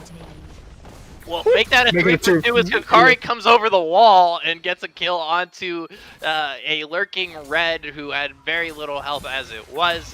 It is going to be teleport. That is a solid chance that Hecarim will be picking up the Drake for Glaive. It is a Cloud Drake, so that means we're looking at an Infernal or an Ocean Soul here, which both are massively impactful Drake Souls as a whole. Dibble's ships in the night with the enemy top laner there, and they're just going to go back. It's a 6-1-1 Fizz dock. This is getting kind of scary if you're the side of Catalyst. Yeah, and if Kiba just has a couple more seconds there as well of like life, it might even be like a 3-2-3 Samira. Like, I could hear him salivating with all of those low health bars. Devil Trigger just one level or one rank away. I actually don't know what the colloquial term for. Oh no. I think it's Oh no, he's trying to buy as much time as he can. Red is stalling out. He uses the assault battery, and it is actually Hypochondriac that is able to come in and finish that one off. Excellently played by the side of Catalyst Frost, buying time for the jungler, getting the shutdown. So I think we're actually hitting a bit of an awkward phase for the Fizz, right? Like, they've completed their first item, they have the boots completed, but they don't have the insta-burst damage, even though they're 6-2 and 1, right? Like, when you think of Fizz, you think, you know, Chum the Water, Playful Trickster, like auto attack reset with Electrocute, and you just like pop. And we're not quite there yet, and whether it was because of the Kindle gem built by Red, maybe that's the difference. But had Bard not been there, I think maybe it's a 1-for-1, but the little bit of extra help there, the auto attack, the hot cocoa to soothe Vi, like, it was just enough, like literally just enough in my opinion. And this is where Fizz is just looking to get a couple more ranks into their abilities, get maybe towards that second item, and then we'll really start to see Kikari deleting people. You're seeing the damage he's able to put down on Hypochondriac even without the Chum the Waters. So this is a Glaive team that, while it's actually behind in gold, they're still a scary team. It's not like they fall off super hard. Fizz is ahead and it's going to do a lot of damage. Samira comes online closer to 30 minutes anyways, and Lucian is a fall off early game champion. And you've got Garen that, if you've ever dealt with a Garen at 20 minutes or a Garen at 40 minutes, it's still as painful to deal with no matter what. So this is a scaling roster that is something to be worried about as we get closer towards 20 minutes in Baron spawn. Yeah, we do have at least one more dragon, though, spawning in about 2.5. Herald has been collected by Red. We'll have to see if they can get a good usage out of it, as these mid lanes do just trade back and forth. And they're looking to get this mid lane tower down to give Hypochondriac some more breathing room. Ooh, Alex almost getting clipped by the snare there from Issei. He's going to take the blast cone to safety, though, as Kiba walks over to make sure that his support is not going too far away without him. As Dragon is spawning in about 2 minutes here already, Glaive and Frost are looking to try and develop some ward coverage along this bottom side of the map. And I love that wards are being so heavily contested in this series. I think through a lot of the mid-league, we saw that there were these two teams, maybe even three teams, that were kind of a cut above the rest as far as warding and vision control. And now when they come together in this finals and they face each other, you're seeing just how impactful vision can really be at the highest level. And these teams are doing a masterclass in it. Issei gets engaged on. Ooh, Cloud gets the long range stun onto Issei. Ultimate comes out from Red in order to stop Kiba from joining this fight. Has to use the dash and the moving wind wall in order to keep herself safe. Issei, though, still in that ultimate, gets the pop, and it's so much damage. Demon follows up, and now it's the turnaround. Hypochondriac trying his best to kill Kaiba here. He's going to be able to finish him off, but not before he gives over a triple kill. Samira goes from 1 and 2 to 4 and 3, and she is online. Just a couple names in a book. What more can you ask for? The Death Note references. Stop. Too many anime references. Oh, no. It's an anime day. Listen, Yu Yu Hakusho got announced coming to Netflix. It's an anime day. Okay, all right. Well, whatever. They're gonna. I'm ready for Shield Hero Season 2. All right. Anyways. They're gonna be in a good position to set up for this dragon. 30 seconds. They have a control ward in the pixel bush. Other than that, it's pretty evenly split. We are gonna have to see Kikari survive. Does have the teleport available, but they might want to try and push the hot button here and not let Kikari back as they get Issei's flash, because this is setting up Frost to secure this. Kikari, he's not dead. At least he really shouldn't be dead. They're holy moly, they're trying. Roach, what are you doing? Oh, that feels so bad for the hands of Roach. They're unable to find either of his forms of engagement. Wait, but they have what? That is a shutdown in the mid lane, though. Hypochondriac going crazy. He finds one. He finds two. I don't think... No, you cannot hit the Rift Herald there. Demon throws away the kill. Hypochondriac takes two and says bye-bye. Hypochondriac. He shouldn't be alive. He's just handing out L's. He's handing out L's. This man, we thought, okay, he did some damage to Kiba. Kiba overextends, doesn't realize there's a shadow near him, and just gets deleted off the Rift. Issei can't do anything, and that leaves a free Drake available for Catalyst to swoop in and take. And it's the story of two assassins. It's the story of the mid laners in Game 4. We have a close game. I know it's been kind of like memey because we're like, oh, Kakari has 6 and 2 and this and that, and some of these fights have felt very Glaive favored. But it is 11-14. It's 2 Drakes in advantage to 1 for the side of Catalyst, and they are up 400 gold, and even on turrets, they are very much in this game. Yeah, and you know, a lot of it is off the back of Hypochondriac's lethality build. You know, something that Travis has said pretty much every draft since Game 1. This is not a triple tank threat from Glaive. This is a carry focused, high damage, high octane composition that, you know, if they lose a single piece, they're not out of the game because they have 4 others dealing damage. Ooh, so much damage being traded on the top side of the map. Flash! And that is going to be the flash and punch coming out by Red in order to execute Kiba. Calling comes out by Alex. He finishes that one off, but unfortunately, Cloud does take the death for that one. Does grab the L with the Ignite, pulling him into the death world, and he's going to be sitting on the gray screen 2 for 1 in the top lane. Yes, losing a single damage dealer doesn't break Glaive's composition, but Hypochondriac is getting to a point where he can take out multiple pieces of that puzzle. Yeah, and especially with Duskblade as well, if he gets a kill onto one, he can just go invisible until he's able to reset a lot of those cooldowns and deal that extra damage. Now we are getting towards that 20-minute mark, right? We still don't have a second completed item on Fizz. You're looking at mythics across the table except for Issei, who has delayed his to go into boots and that stopwatch. So he's going to be a little bit behind the curve in that regards, but with 20 seconds on this Baron, I don't expect it to be contested for right away, but then again, we've had 2 Barons at 22 minutes in this series, so I could be wrong.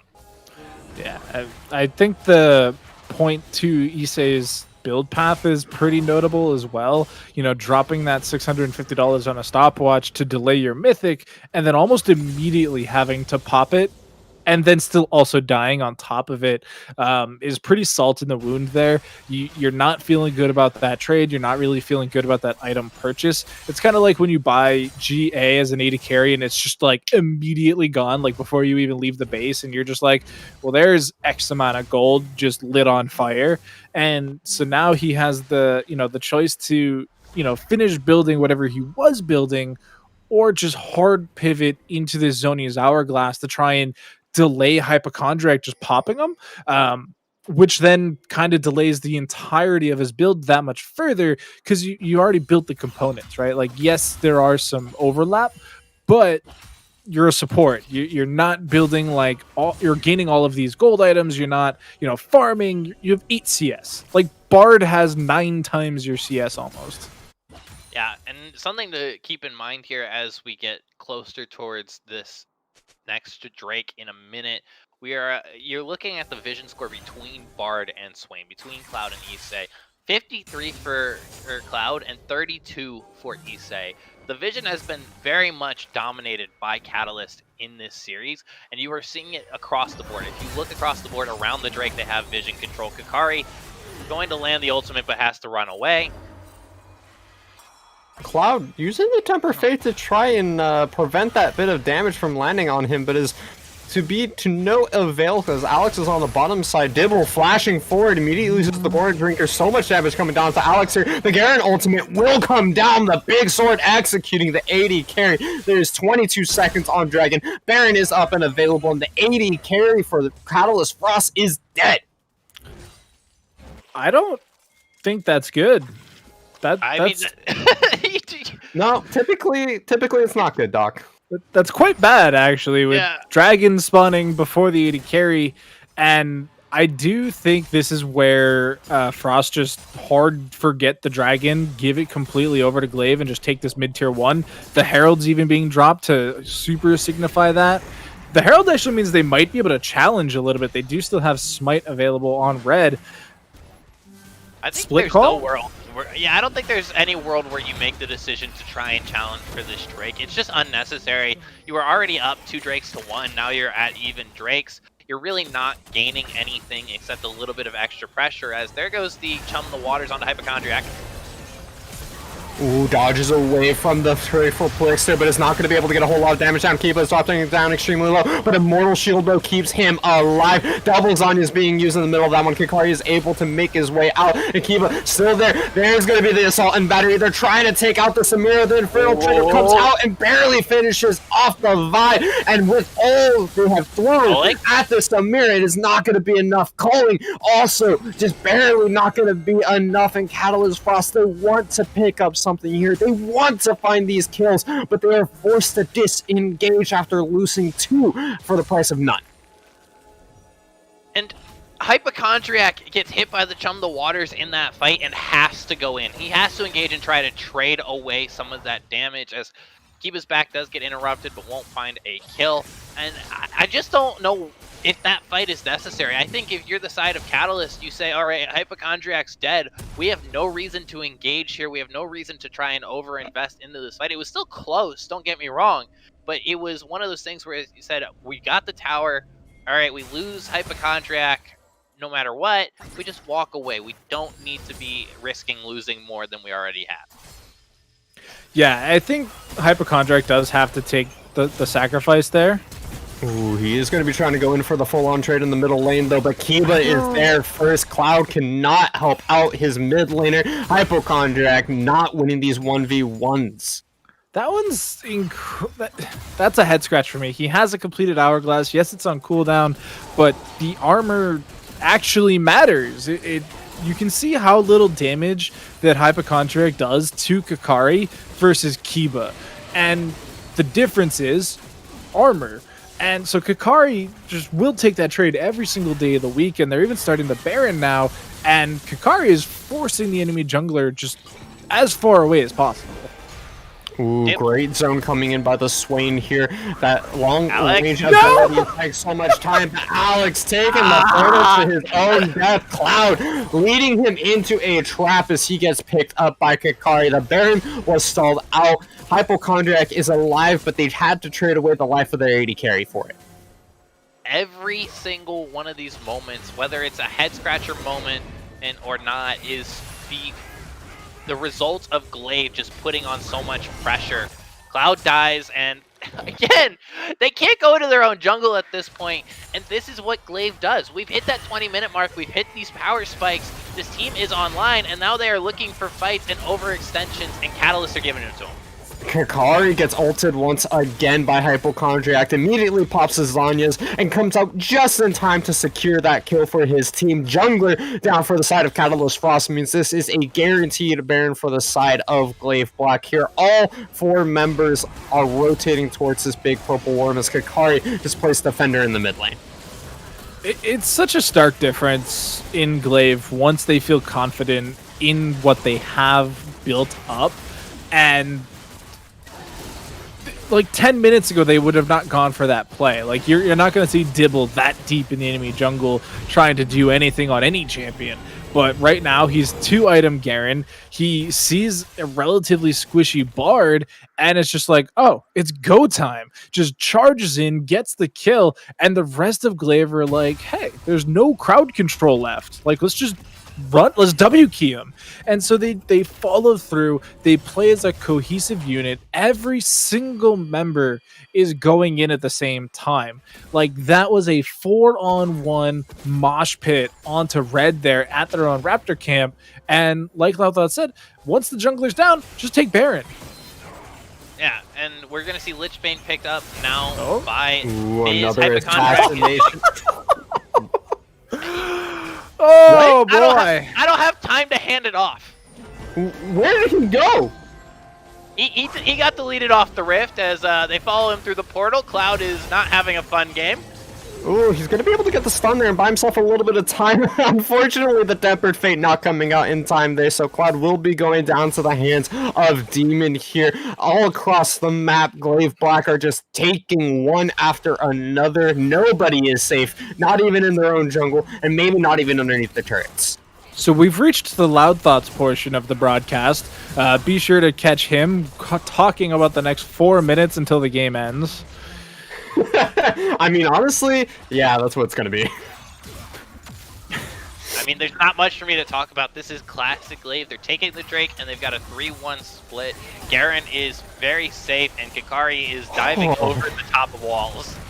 That was just a Q and auto attack from Kikari. Dragon goes down. Kikari uses his Zonus in order to buy out some time here. Issei also popping the Ascended Transformation in order to put out a zone that nobody can penetrate. Samira gets one. Infernal Trigger finds two. And that's going to be the dash reset. A little greedy. Cloud is able to find that kill, but it's not going to be enough. Demon, that's a really weird interaction there from Demon. I do not quite understand how that happened, but regardless, he's able to pick up the kill. That is a 4-for-1 at the end of the day. Glaive Black, they still have Baron. They have a triple cannon minion wave in the mid lane. Demon going in, charging red away from the Nexus, charging him away from their destroyed turrets, and charging him away from the end of this game and the end of this series. Glaive Black is going to be your first time mid-league champion. And all it took was Kiba Monkey to carry them across the line, giving Kikari the perfect layup into carrying the rest of the game. And I mean, just that game 4 there from Glaive was picture perfect. It's everything we've come to expect from that team, and they just made it work. And I think that's a very well-deserved final game to end it on for them. Yeah, it definitely is. And as someone who casted a lot of Glaive games, this was par for the course in my mind. I was expecting them to be very dominant in this series. And I think when you look at what they've done and what they've accomplished throughout the mid-league, this is a team that has come together in a way where they know exactly what their strengths are. They know how far they can push. And it's only one time that they ever felt like they were truly punished in that playstyle. I've been nothing but impressed by this team. And on the other side of things, Catalyst Frost, to be the only team to take a game off of Glaive, to push them to 30-minute games time and time again, incredibly impressive, and we can't discredit their run here.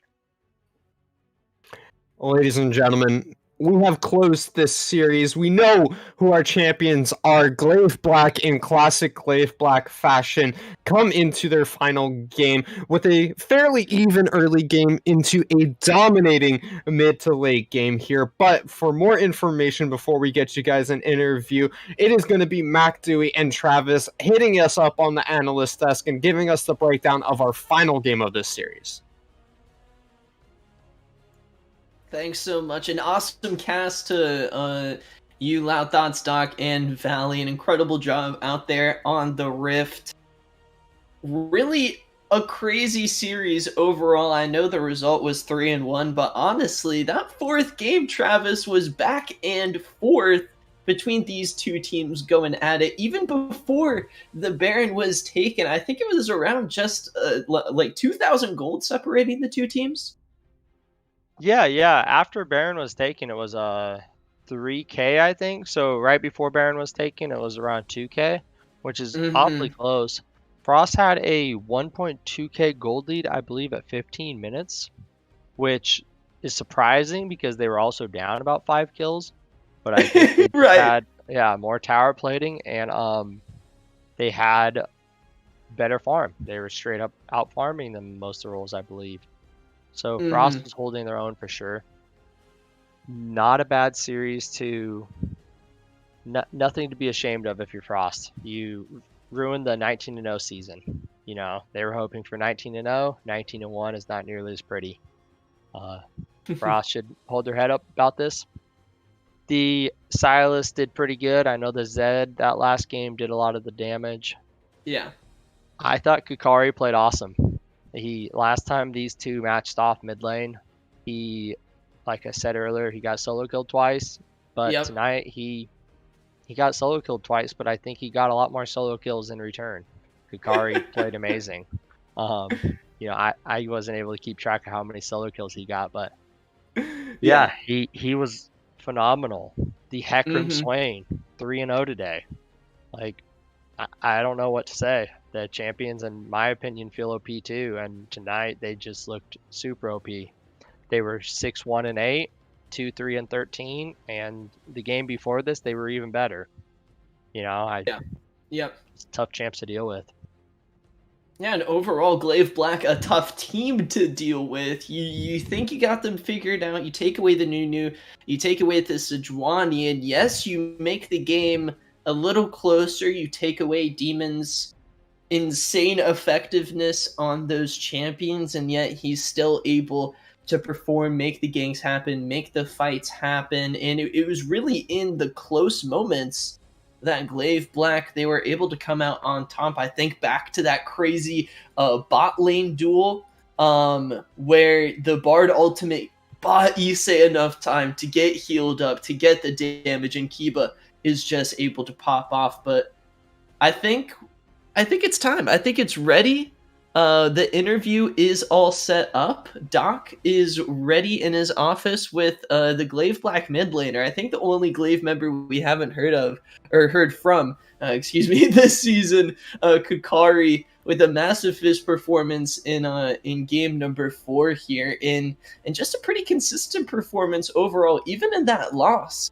Even in their first loss of the season, that Cassiopeia popped off. We're gonna get some of his thoughts from this huge series. Grand final champions, Glaive Black, deservedly so. After a dominant season, they get the crown that they thought they deserved. So after all this time, I'm gonna give it over to Doc.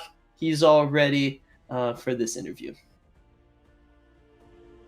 Thank you, Mac Dewey. And yes, we do have Glaive Black mid laner Kukari here joining us after hosting the imaginary trophy here in Excellency Mid League. But man, that was hard earned. How are you feeling after that hard fought victory?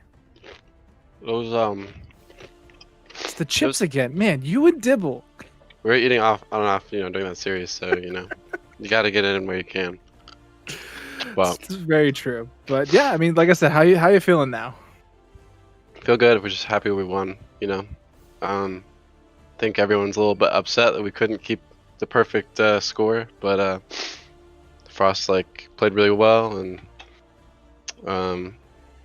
yeah, we're able to just take more games, I guess. Yeah, I mean, 3 is a number, but looking back at the pick bans from this series, it was a very interesting series. We saw a lot of champions that we hadn't yet seen in mid league. You guys particularly were pretty honed in on that Swain for the most part, just really coming through, and it seemed to really work out for you guys. Yeah, so after the second game, where my jungler's keyboard disconnected, but after the second game where they played Swain, we realized it was going to be an important champion series, and so we decided just to grab it so that they couldn't have it, and ban out things that mess with Swain. Oops. No worries. And you yourself took on a pretty big importance here in this series. 4 games, 4 different champions of, varying matchups. You had the Galio game 1, you had to play it into Azir. Then you had to play the Cassiopeia into the Lucian, which was actually your choice. Lucian again gets through somehow, and so now you have to play Victor into it. And finally, ending on the Fizz. Like, they thought they had a gotcha moment with the Zed. What were your thoughts when they locked that in? Well, yeah, my boys Cerulean, wanted me to play Fizz, so we decided on Fizz. And I don't know, the Zed matchup isn't very Zed favored. We mostly picked it because we knew Vi was gonna try to camp me, and I just press E to dodge all her stuff. So it's like super safe, and a lot of the mids and stuff I think were banned out that we wanted to play, or that they wanted to play. Actually, no mids were banned, so I lied. Just the Nivea, it looks like. I think what happened was the first 3 picks were good for Fizz to play against. They weren't super tanky, so we decided that Fizz would be the best option. And then the Zed pick is just not that good into it. Like, he ults, I press E. I just don't press E until he presses R, and I can't lose a fight. And then, like, if I R him offensively, then I just E first as soon as he gets in range, so he can't R, and then he takes all his health bar before he can press R, and then he just loses. It's really not Zed favored. The early Zhonya is also playing a pretty pivotal role, but I mean, you were hyper accelerated by that, teleport down to the bottom lane where Kiba's how do I say this? Over aggression, pretty well gifted you that double kill. Yeah, I think he said that he just personally messed something up. I think he said that they actually double killed there if they didn't. If something had happened differently. I don't remember exactly what he said. But yeah, as soon as I saw the health bar so low, I mean, it wasn't really a question at all to just TP down there and pick up 2 free kills. Like, that's also why I didn't go Ignite that game into Zed. Like, I knew he would take Ignite, but like, if I got camped, I would just TP back to lane, and then if anyone overextends, like, they're gonna die to me because I'm Fizz. So it's like, yeah, TP is just really good that game as well. Yeah, that was also kind of the story of that game as well, where Kiba does something, dies or basically dies, and then the rest of you guys are just dogpiling in, playing Protect the President, and you guys came out ahead pretty much every single time there in game 4, and it was just very classic you. Yeah, I mean, I think all of our drafts are pretty representative of like the different styles we like to play. It usually just depends on what the enemy's favorite champions are. Like, we have drafts against all types of teams. I don't think we're like pigeonholed into like, oh, we just play scaling, oh, we just play Sedge, or oh, we just play super aggressive or anything. I think we're really flexible, and we'll see if we join heavyweight and show them a thing or two. Yeah, I was actually just going to ask you that, since, you guys were the last team to drop a game in both Excellency Leagues. This series also being pretty dominant towards the end if you guys were going to be considering, moving up a weight class. But yeah, I mean, it sounds like you guys aren't yet decided on that. Just like real life stuff, and then obviously World of Warcraft just dropped Shadowlands, so we're all grinding as a team and stuff. Did you clear raid? I don't think I haven't cleared yet, but I think our guild might have recently. And I know some of the other sweaty players, Dibble, have cleared a lot. So yeah, we're gonna see what happens with that, and then I don't know. I saw some announcements for heavyweight, but I think we're gonna give it a look. All right, so congratulations once again on being the first ever mid-league grand champions. Do you have any final thoughts as we go to close out the show? Just GG's to Frost. Yeah, it was fun. Like, the whole series, or the whole league was fun. The whole series was fun too, though. And then shout out to my team for picking me up. This is our second championship, so probably gonna try to win some more. I mean, that's great to hear. You love to hear that competitive drive. But yeah, thank you once again for joining me here. We're going to toss it back over to Mac Dewey on the analyst desk. And that might be it for us here at the Mid League. See you guys. Thanks so much for joining us for the post-game interview, Kokari. GG's to both Glaive Black and Catalyst Frost. You guys put on quite a show, and we had a lot of great shows this mid-league season. It was the first debut. There were a couple bumps along the road, but hey, we did it. We made it. I want to give a huge thank you to everyone who helped us on the journey. Tryhard and Coach Travis are two special guests that helped us out throughout this season. Thank you so much to both of you for joining us on the analyst desk. Coach Travis especially during the grand finals. It was such a joy to have you on here. Monocle and Fennec behind the scenes making us look good. Jake making sure our heads were screwed on straight. And Loud Thoughts, Ashley and Doc. It was really a wonderful season with the three of you guys. That's going to do it for us here. The last episode here in the Excellency Mid-League saga for season number 1. We'll be back just in a little bit. You won't want to miss it. Thank you all for so much for checking out the stream. Have a good night.